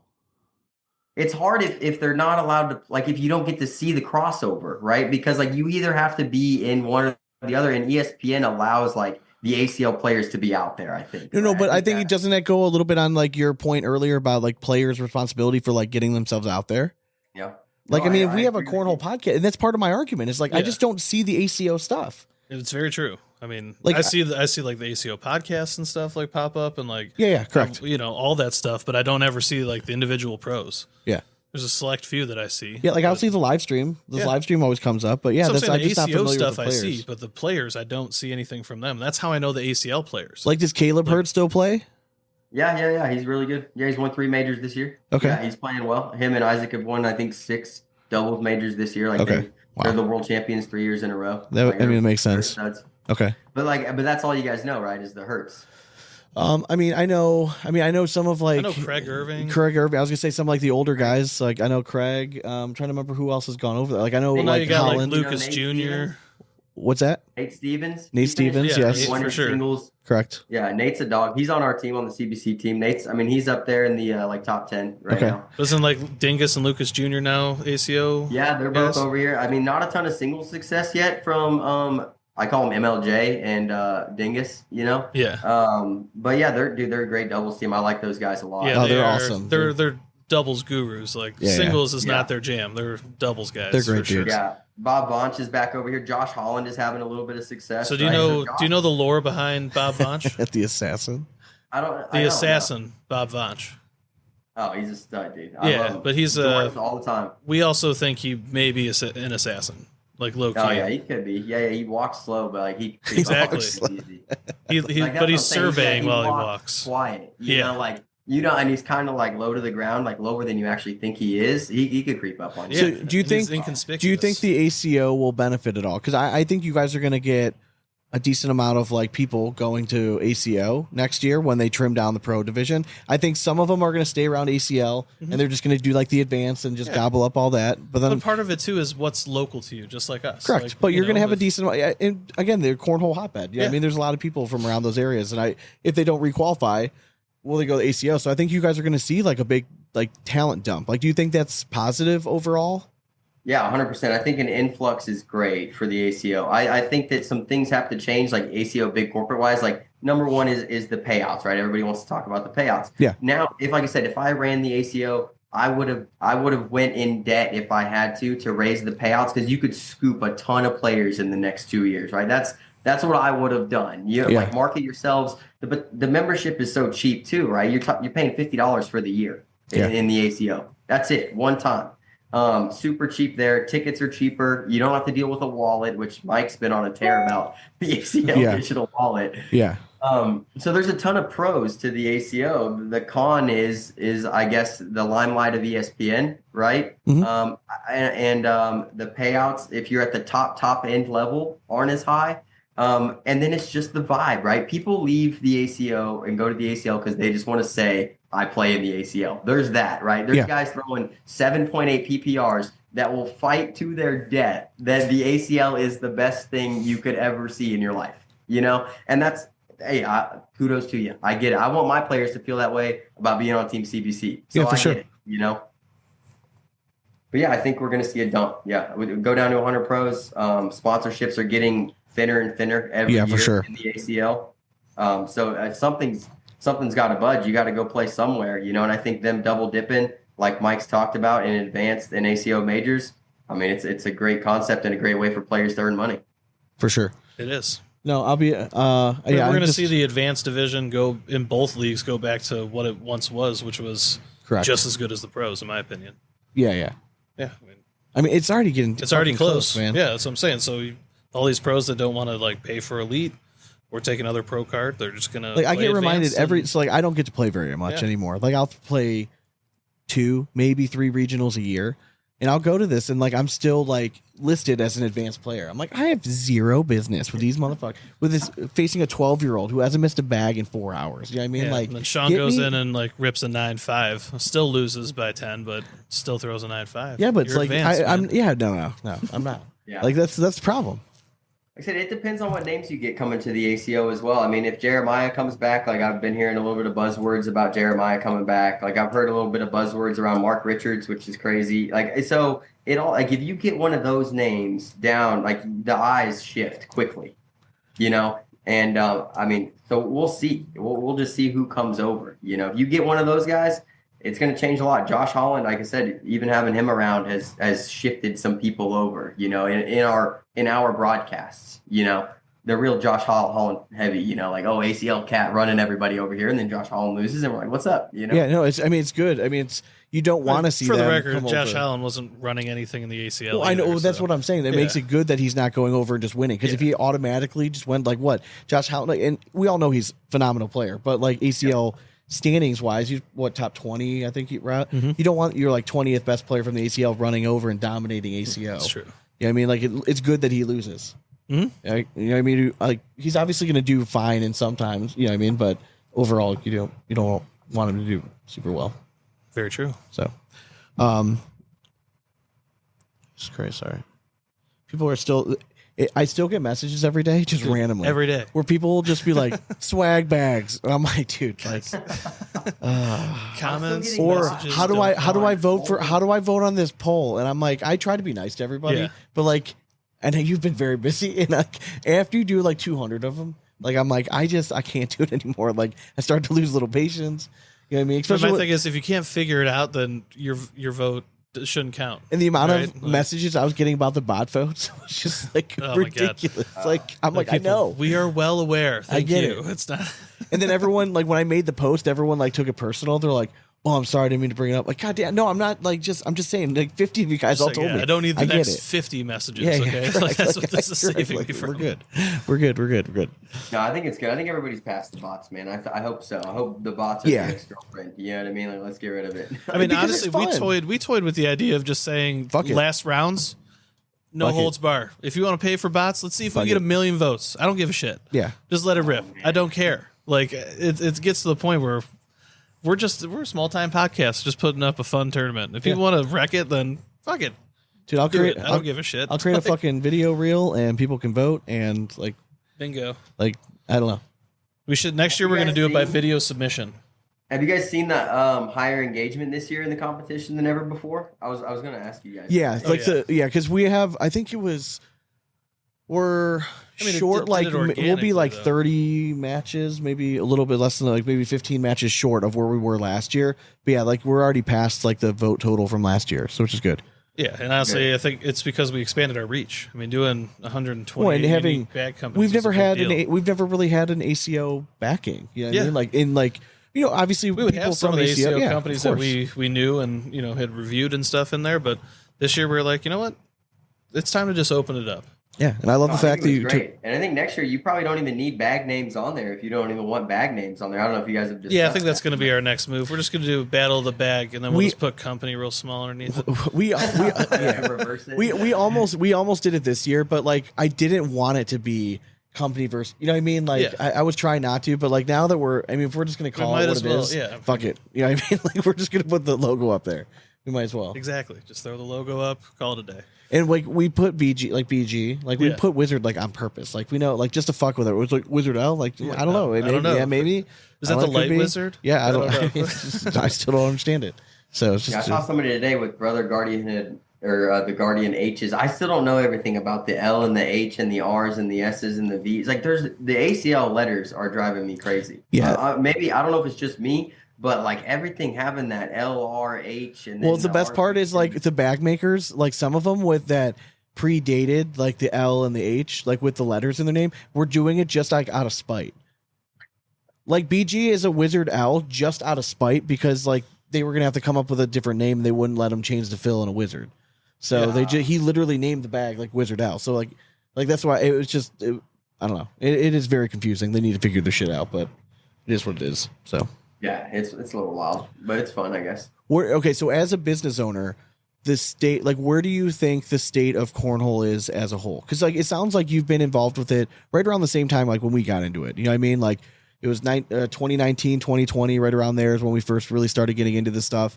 I think that it was super exciting for the first like 3 years, like through COVID, and then I don't know. For me, it's like everything's just kind of It's leveling definitely out. plateaued. Yeah, just plateau. Yeah, that's a good way. Like I'm not saying it's gotten slower, it's just kind of like plateaued a little bit, which you're gonna get. But is that just because it's like in our area? Like, is that what you're seeing out in your area? Are you seeing it continue to grow? Yeah, so I'd say it's somewhat in a lull, I guess, and that's kind of where you guys are at. And I think what happened is where we all started in, let's say, somewhere between 2019 and 2022 and a half, Yeah. right?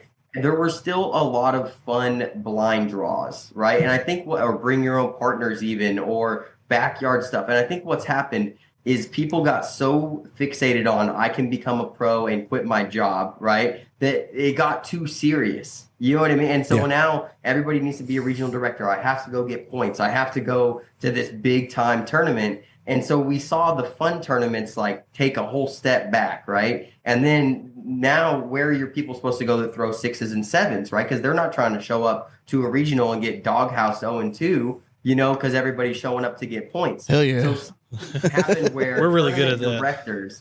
Tournament directors stopped having fun tournaments, right? Because they felt like they owed it to their top level players to get them the points based tournaments, right? So then like now all the blind draws fell to the wayside and the fun stuff. And I think like, people like Matt Hardbarger do a good job of like still running the good stuff, you know? And I think that's where cornhole needs to get back to. And I think like the ACL saying they're going back to the grassroots, I haven't seen it yet, but like it's my favorite thing about the ACO. When I show up to an ACO major, it's a pro level event, but people are having a good time. Sportsmanship level is like at its highest. You know what I mean? Win or lose. People are drinking maybe a little bit too much sometimes. Not TCL, we're like in between, like there's like TCL, those dudes are going crazy hard, literally fighting each other, right? Yeah. And then you have the ACL where it's like super serious. It seems like it's kind of like a little tense. ACO is like somewhere in the middle there, and I think that cornhole needs to get back to we have a good time doing this in our backyard, and we need to be able to do that on the pro courts too. Like have that vibe. Like it's losing the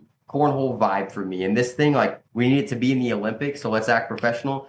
You're gonna have to put the beers down. You're gonna have to make people look a little more fit if you think this thing is gonna be Team USA jerseys and throwing, in Tokyo. I'm sorry. It's just that's where I'm at with that. Well, I would argue that's where the ACL, like I think the ACL is going the wrong direction and trying to worry about like like the just growing the game of the grassroots. You need to focus on growing the high school and college game and the professional route.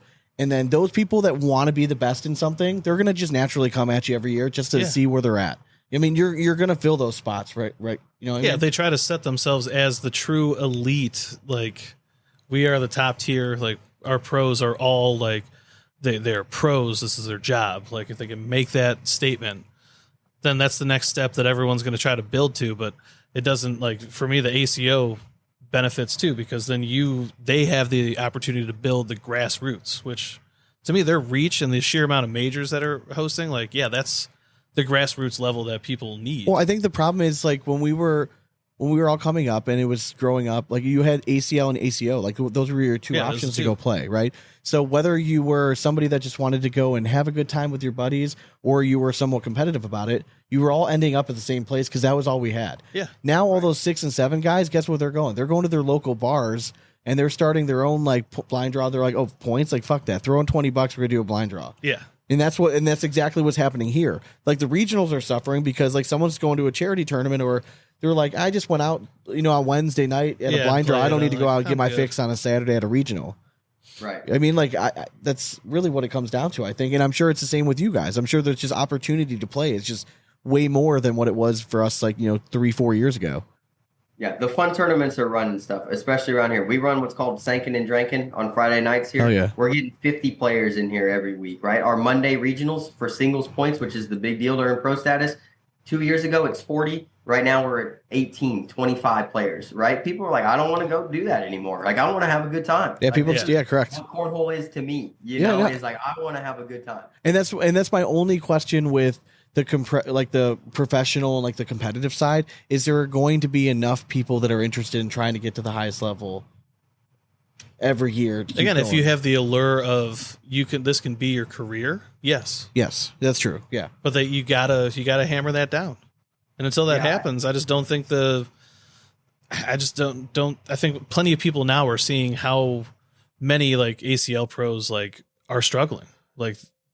Well, my worry about it is, like, your top level players, the best right now, it mainly are the kids, right? And so what I worry about is, like, a kid that's a stud and it becomes his career from, let's say, 17 to 23, right? And now there's no skills. That person has legitimately no actual life skills, but they're tired of cornhole, or they've been passed up by the next wave of 17 to 19-year-old kids or younger, correct, right? And now we're putting a generation of people out there that are like, dude, all I knew was throwing a cornhole bag for $100K a year for 5 years. Like, that's cool, right? But, like, yeah, for sure, sustain that for 20 years. It's not happening, right? I mean, unless, like, I don't know if you guys saw Jace Webb beat Jeremiah 21-0. Yeah. Spring Sling. But, like, I mean, I'm not saying, like, I love Jeremiah and Jace is awesome, but what I'm saying is, like, the kids are taking over. And if this is going to be a career, like, how long does that actually last? Correct. Like, I don't want to put people out in the world that don't have skills because they chased the cornhole dream. Like, I don't want to be responsible for that. No, I think you have a good point because, like, we said it before, like, it seems weird that we're promoting juniors, like, in a professional game, that we openly allowed, like alcohol and stuff too. Like, I mean, there is, like, that and weird gambling part of it. And gambling, right? You know what I mean? Like, it just, like, the two no-nos if you're not old enough. Like. Yeah, it just I don't know. That just always is kind of sad. But I completely agree. For sure. I mean, honestly, it makes you feel weird, like, sometimes when there's kids. Like, I don't want them to be there. Something. It's like, why are you here right now? Yeah, this is supposed to be like, I'm getting away from this. Exactly. Yeah. No, I think I do. I think people are nicer than me. Like, I just don't want to see kids there.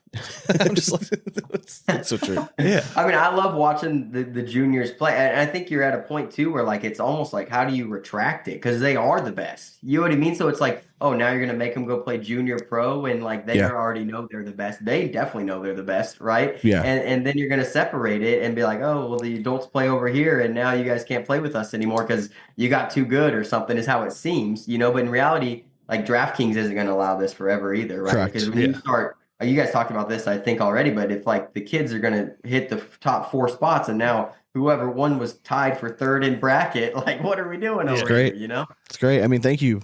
You know what I mean? Ryan Trader specifically, thank you for last year. Helped us out many times. My biggest thing too is, like, if they get involved with it, let's say, I mean, some of the best players are like 12, 13 years old. are they still going to be interested in it? Like 4 or 5 years from now, like when they get their first girlfriend, like are we just like, are they just gonna be like give up and realize that there's more stuff out there? I mean, part of me hopes they do. Yeah, I would hope. Yeah, I mean, so. like, hey, like knowing that this game, like you can come back to it when you're 40. You know what I mean, and still play. Like, go live your life now. Like, don't like this is a game for us. Like this, I need this. Yeah. Like you don't need this. You can go do. You have your whole life in front of you. Don't waste it throwing a beanbag at a board, kind of thing. You know what I mean? Right. But at the same it's fine. time.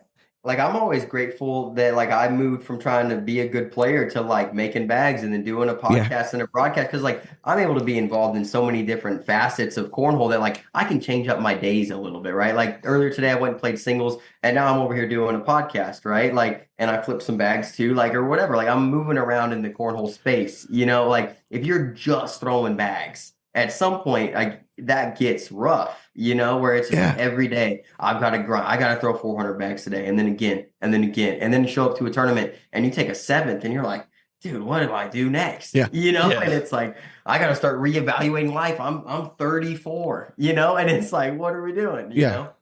It, like again, if the payouts were like golf.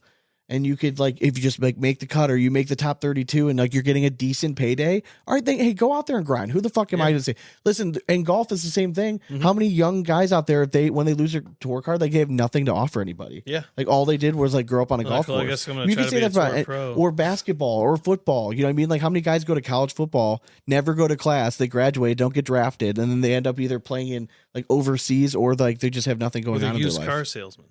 I mean, so I mean, I think that happens all the time. Yeah. So. But I think that, just overall, just seeing the youth is it's good. It means that like it is interesting enough to them. Cause if they didn't think it was interesting, like, I don't know. I mean, think of it from a kid's standpoint though. You get to go try and be like king of a mountain in a sea of adults and like go to cities and stuff and travel and like, kind of walk into a room and be a little celebrity. Like, hell yeah. Of course they're entertained by it. It's true. But until they're done being cute, like once they hit puberty, like people are going to stop giving a shit. Like it's not cute anymore. People are just going to get annoyed by you. This tournament gave me hope though for best of the bags. It's just that our dream tournament has always been, we would love to get every bag company send out one like either singles or doubles team representation. And we get 64 companies and we throw a big ass tournament. You know what I mean? Like we throw a big 1-day tournament and we run it out instead of running this out on papers and votes.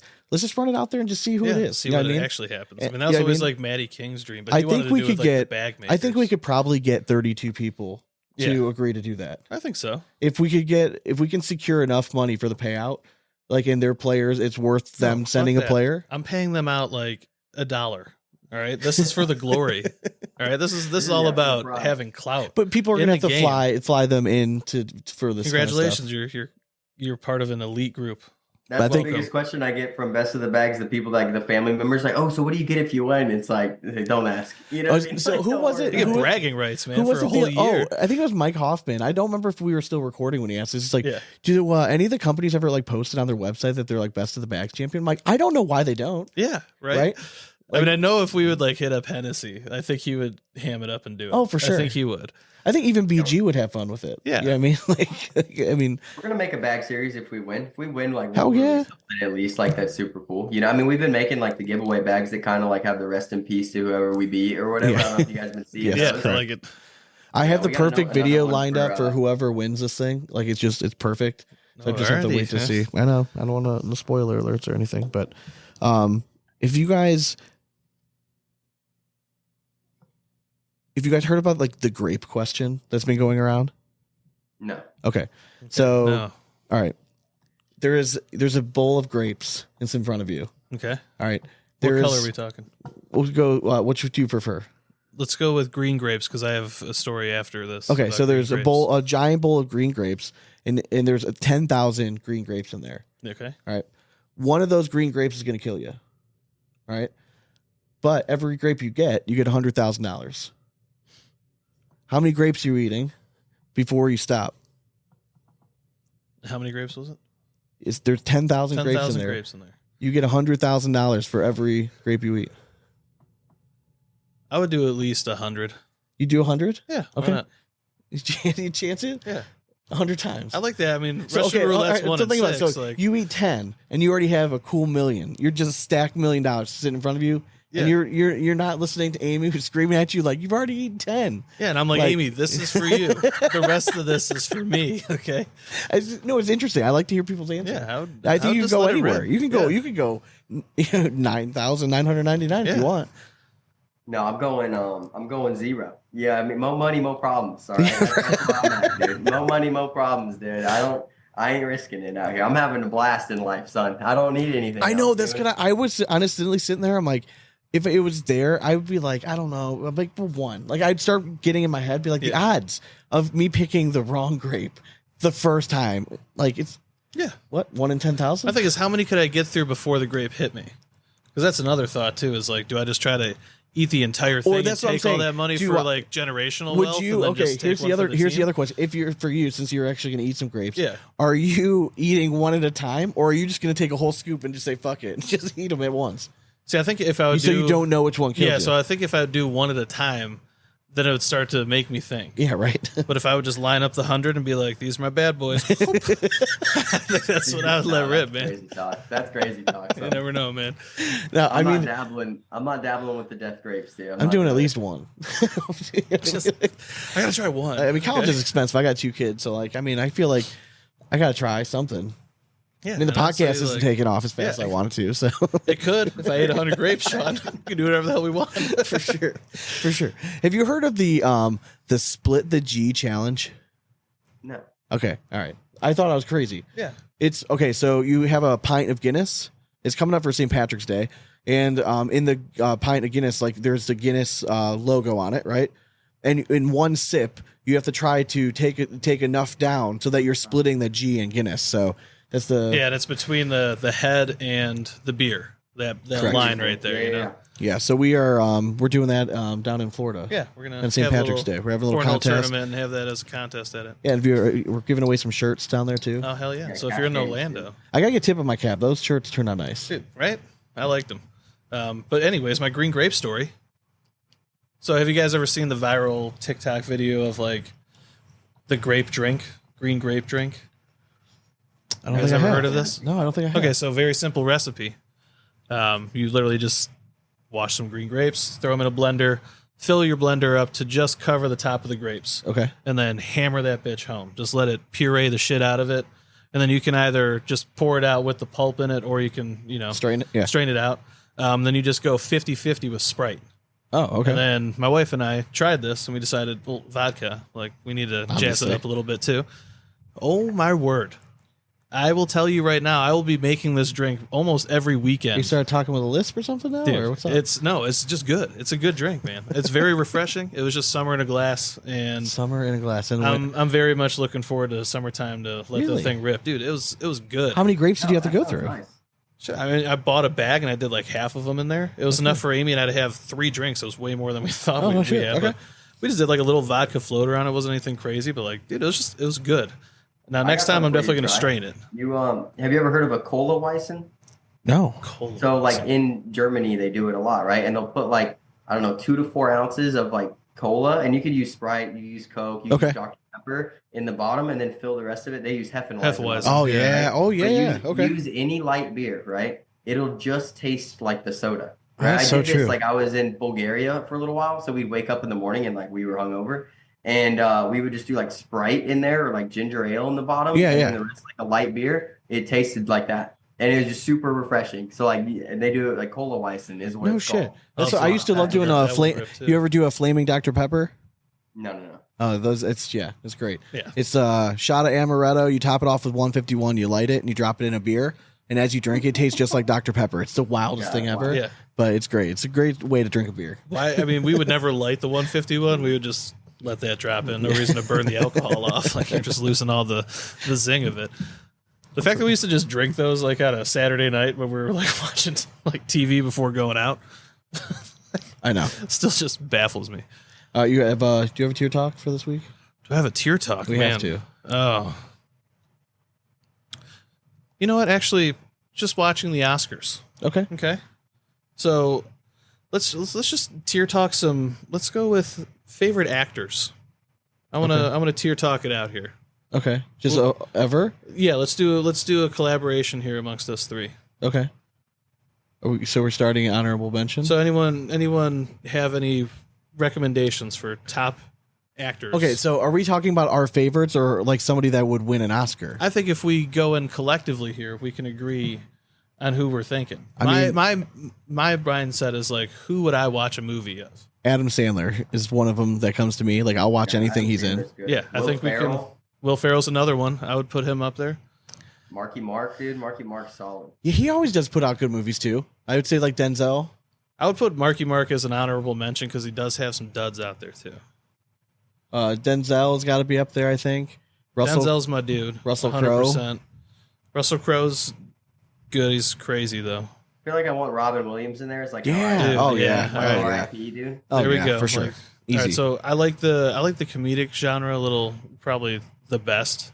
Robin Williams is definitely like close to the top of that. Well, list, can we just without a narrow doubt. this list down then? Let's go comedy. All right, we'll go comedy. Let's Boom. just chop it up right now. So, Robin Williams, I completely agree. Like that's such so is this a our comedic Mount Rushmore then? yeah, sure. Why not? Adam Sandler has to be up there for me. Like just every movie. I mean, I think for sure we got to have Robin Williams, Adam Sandler. Is there? I mean, Will Ferrell's got to make it in there too, right? yeah, I think Will Ferrell is up there. I mean, he would be like our. Vince Vaughn. I mean, I think Will Ferrell's like the Lincoln of that group. Yeah, Like- dude, I mean, his movies like the most quotable movies of all time. Step Brothers and No, you're right. No, you're right. have to be You, absolutely. You know, you're right. And I'm Elf. trying to. I was trying to play like devil's advocate. I Yeah. can't argue But against it. came You're up right. with You're right. arguably the greatest Christmas movie of all time too. Yeah, it's one of. Yeah, Elf, it's yeah, it's up yeah. there for sure. No, he's the best. Are we thinking? Are we forgetting anybody else? Like I know some people are listening to this, like Chris Farley. I just was never a Chris Farley guy, and I know maybe I'm minority here. It's not for everyone. I love Chris Farley too. I mean, but give me David was Spade. he around? Was he around long enough? That's my argument Yeah. for him. Yeah. Like I don't really Like, I know. think you need like a weird one in there, like an Andy Samberg, like not Andy Samberg, but like an oddball of comedy. Okay. I mean, honestly, I was thinking like Eddie Murphy. Steve Carell. What's the dude that does? What's the guy's name that does Borat? Like he needs. Oh to be yeah, Sacha Sacha Baron Baron Cohen. Cohen. Yeah, Yeah, Sasha Baron, dude, he's good. yeah. But I mean, I'm Very also good. thinking like, Mount Rushmore. how do we leave off like Eddie Murphy? Yeah, Or like Eddie Murphy? yeah. Martin Lawrence was not as much for me. Oh God, who's the other? I mean, if we're one? talking about like Mount Rushmore, then like guy. What about like Mel Brooks? You know what I mean? Like History of the World. Like I don't know if you've ever seen like History of the World and stuff. I haven't seen that movie. No. Oh, if you man. like comedy movies, it's an older movie. Did you ever see but it's- Spaceballs? Yeah. No. I Or don't like, know. have you heard of like Monty Python's Holy Grail? Yeah. All right, so like Mel Brooks' History of the World, like same kind of stuff. It's like one of my favorites. I of all gotta check time. it out. Yeah, for sure. Yes, you do. Highly recommend We need a- Spaceballs. We need a fourth, right? So we have Adam Sandler, Will Ferrell, and Robin Williams. Yeah, I know there's. Like I feel like somebody- I'm blanking on Yeah, somebody no. that's just so obvious that. Oh my God. Super tough. There's a lot of funny people. That's the thing. That is Eddie the Murphy thing. Eddie Murphy could easily be in there. That's what I'm thinking. Like Eddie Murphy, like he's kind of stood the test of time too. Like he took the foot off the gas for a minute, but it's because he didn't need to keep pressing it. Like he was just kind of in a good spot.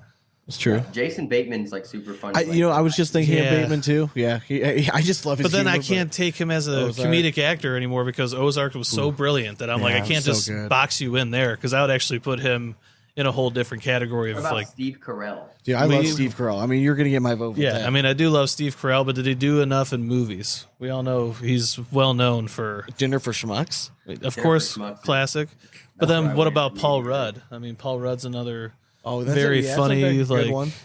Yeah, that's a Jason good one too. Seagal. Like Yeah, another, Paul another Rudd's one. a really good one too.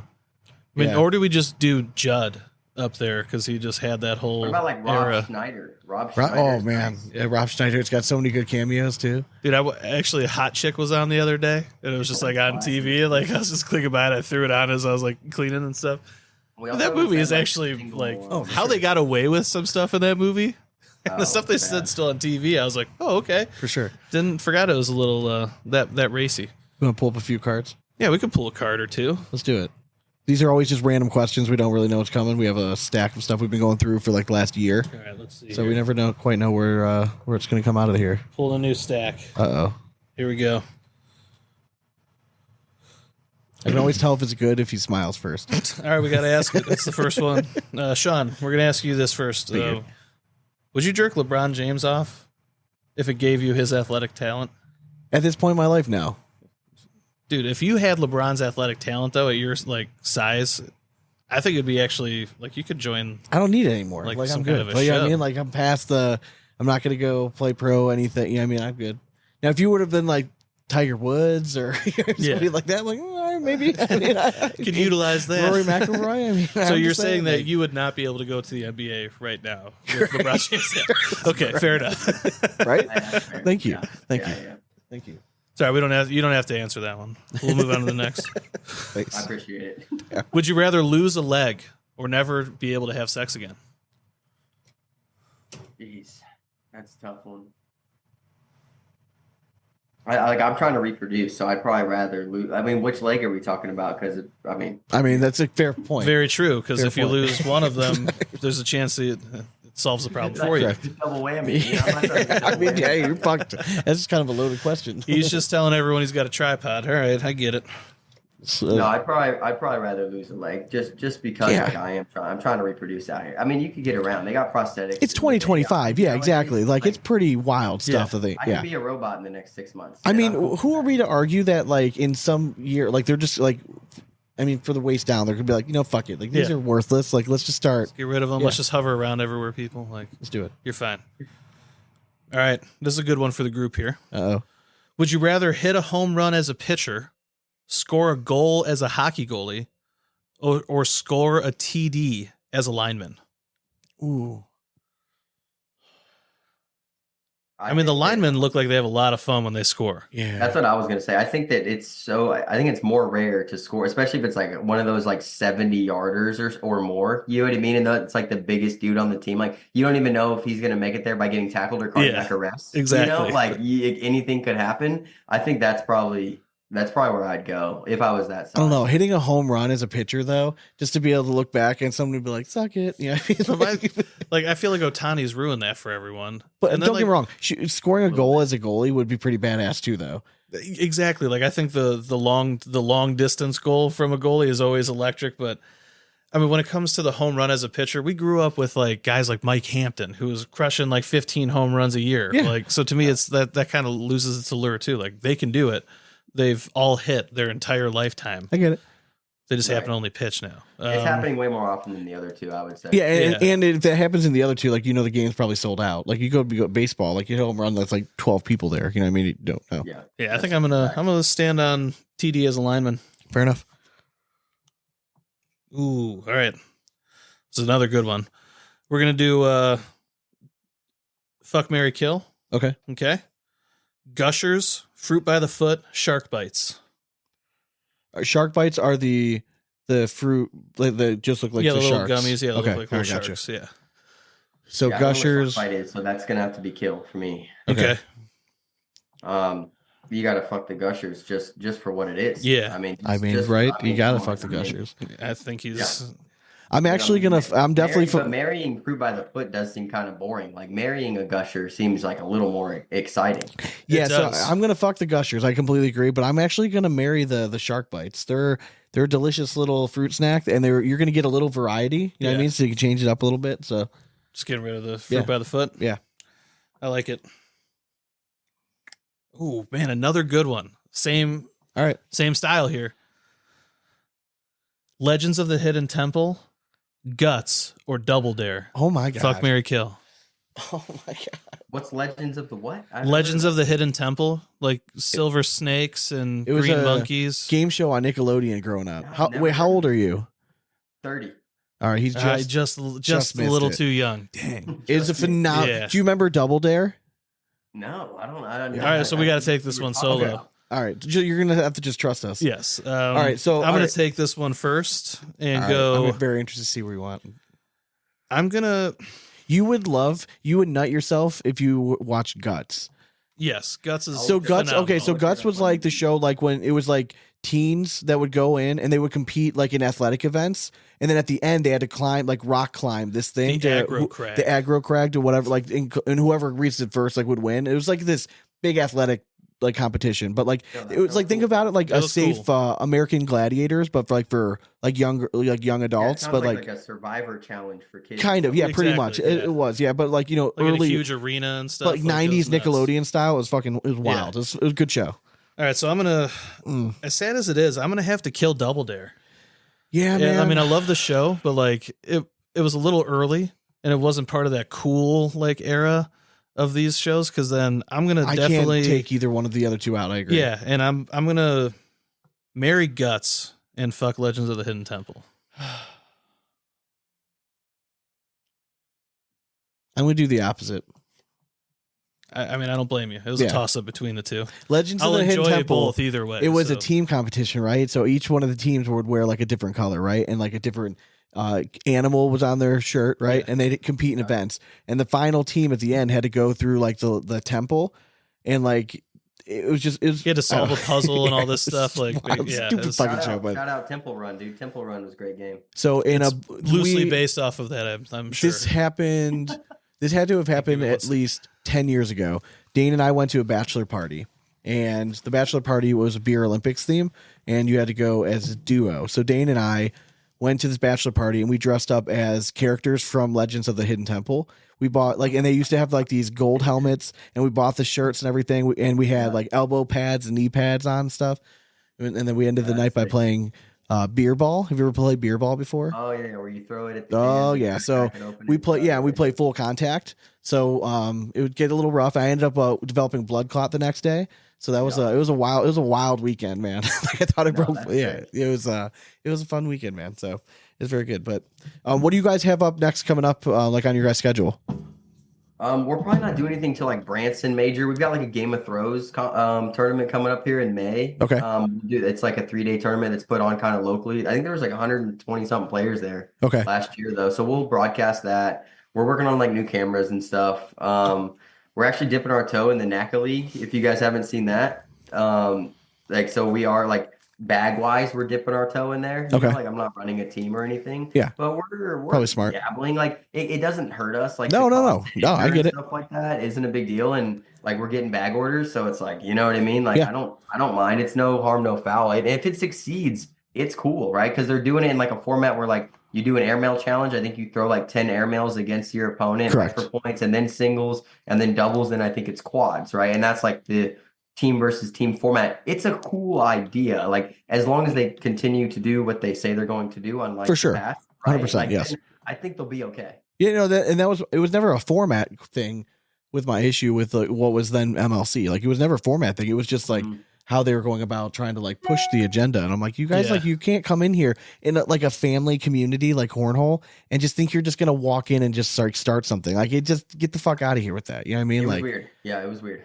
yeah, and like that's why it's got to kill us a little bit that we have like a New York team that's doing so well from Average Joe's, because like you see like all the names, it's like you're basically going to like you could just walk through an Italian neighborhood and you see like the entire fucking voting list down there. It's like it's like how many Mias do you guys fucking know out there? You know what I mean? Like they're fucking voting. It's wild, but we've never been to an ACO event. And we've been Yes, saying this forever, we and we've need been to doing it. get We're to going one. on year 6 of the show, so it's getting kind of ridiculous. So like we have nothing after March going on in our lives. Yeah, right. So like it's time. and we've kept our schedule open because like we need to find an event to go to next. We're leaning, maybe we go to ACO World. I mean, we do sponsor players and stuff. It would be nice to see players, but I would like to try to squeeze like an ACO event of some sort. So if you have recommendations, man, hit us up. Like, let us know. I'll send you the schedule, and but like I mean, hopefully next year we can get you to, because you guys are probably pretty close to Hamilton, Ohio. It's like 3.5 hours. close. Yeah, it's like on the other side of the state. It's all right. It's not that It'd be bad. Cool to see you guys there because it's like it's a huge tournament. It's a Pro Series event, right? Is it? I think it's the same place as Spooky Nook. Yeah, or Spooky whatever. Nook. Yeah. The Okay. ACO. I mean, not to be over here being like a one upper, but the ACO got there first, right? And Yeah, the yeah. ACO started doing tournaments there afterwards. But it's a great facility. It is. But if I was to recommend one to you guys that's at least semi close, you know, that one is definitely in the wheelhouse. I think it's in October every year. I Okay. believe September, October sometime. Okay. And I know like Owensboro isn't too far Owensboro, for yeah, us. Is that Indiana? It's Kentucky, Oh, right? Kentucky. Oh, that's right. Yeah, yeah. Kentucky, Indiana border. Like it's right there. Yeah, it's not. It's. I think it's like 4 hours when I looked at it. It's not that And that's the bad. thing. That's like I think that's where it is. Like even Hamilton's about that same Yeah. distance, anyways. Like we went down there. But that's a day, and we can do that day and back. Yeah. We've done that a few times now, so we definitely want to get out They're there. doing one in Toledo too, and I want to say April or May. Okay, So that's that might be close. doable for you That's- guys as That's Hour an hour and a half. Yeah, that's nothing. Yeah, I'll send you the dates on it. I mean, we won't be there. We usually do stuff like within 4 hours of us, just based on traveling with equipment and like, No, I get that. just the cost of travels. And Oh, stuff for like sure, that. man. I get that. Yeah, For sure. Yeah, but we'll be up at Spooky Nook next year. Like I said, I'd like to link up with you guys too. Yeah, but for sure. that tournament you're talking about with the bag makers, like, hey, that'd be cool. Yeah, no, I know. I want to. We just need to put everything together and just reach out to people. And I get I think that the only issue is we're not going to get a lot of ACL involvement. Yeah. I think that's where everyone's kind of afraid, and they, what I mean, and to do this right, we need to promote it. Mhm. But I don't think that they would be okay unless we didn't promote it. You know what I mean, kind of thing. Yeah, So that's very true. and It'd have to be part of real it underground. kind of thinks though, like, wouldn't it be kind of cool if it was just underground? That's what I'm thinking, man. Like, you know what I Just mean? make Like, it fuck it. completely just You know what I like, hey, mean? this Like- is invite only. Yeah, yeah, Like, right. You know what I mean? Like that'd be yeah. almost better. I think. Yeah. Like, Fight Club. yeah, that's what I'm saying. Exactly. Like, I don't know. There's part of that. So, but dude, this has been awesome. Thank you very much for joining us.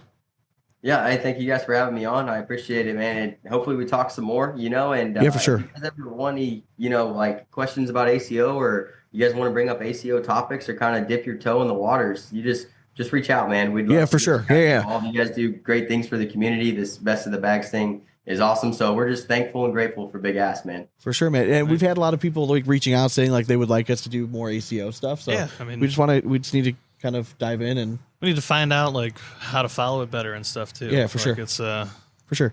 hard enough with the ACL already. So I hear. All right, so we'll let the folks go at home, but we'll have you hang on with us just for a minute. But hope you guys enjoyed the episode, and we'll be back next week with more audio gold. As always, we hope you threw it straight. And it's nothing but 4 baggers from here on out. cornhole it. Later.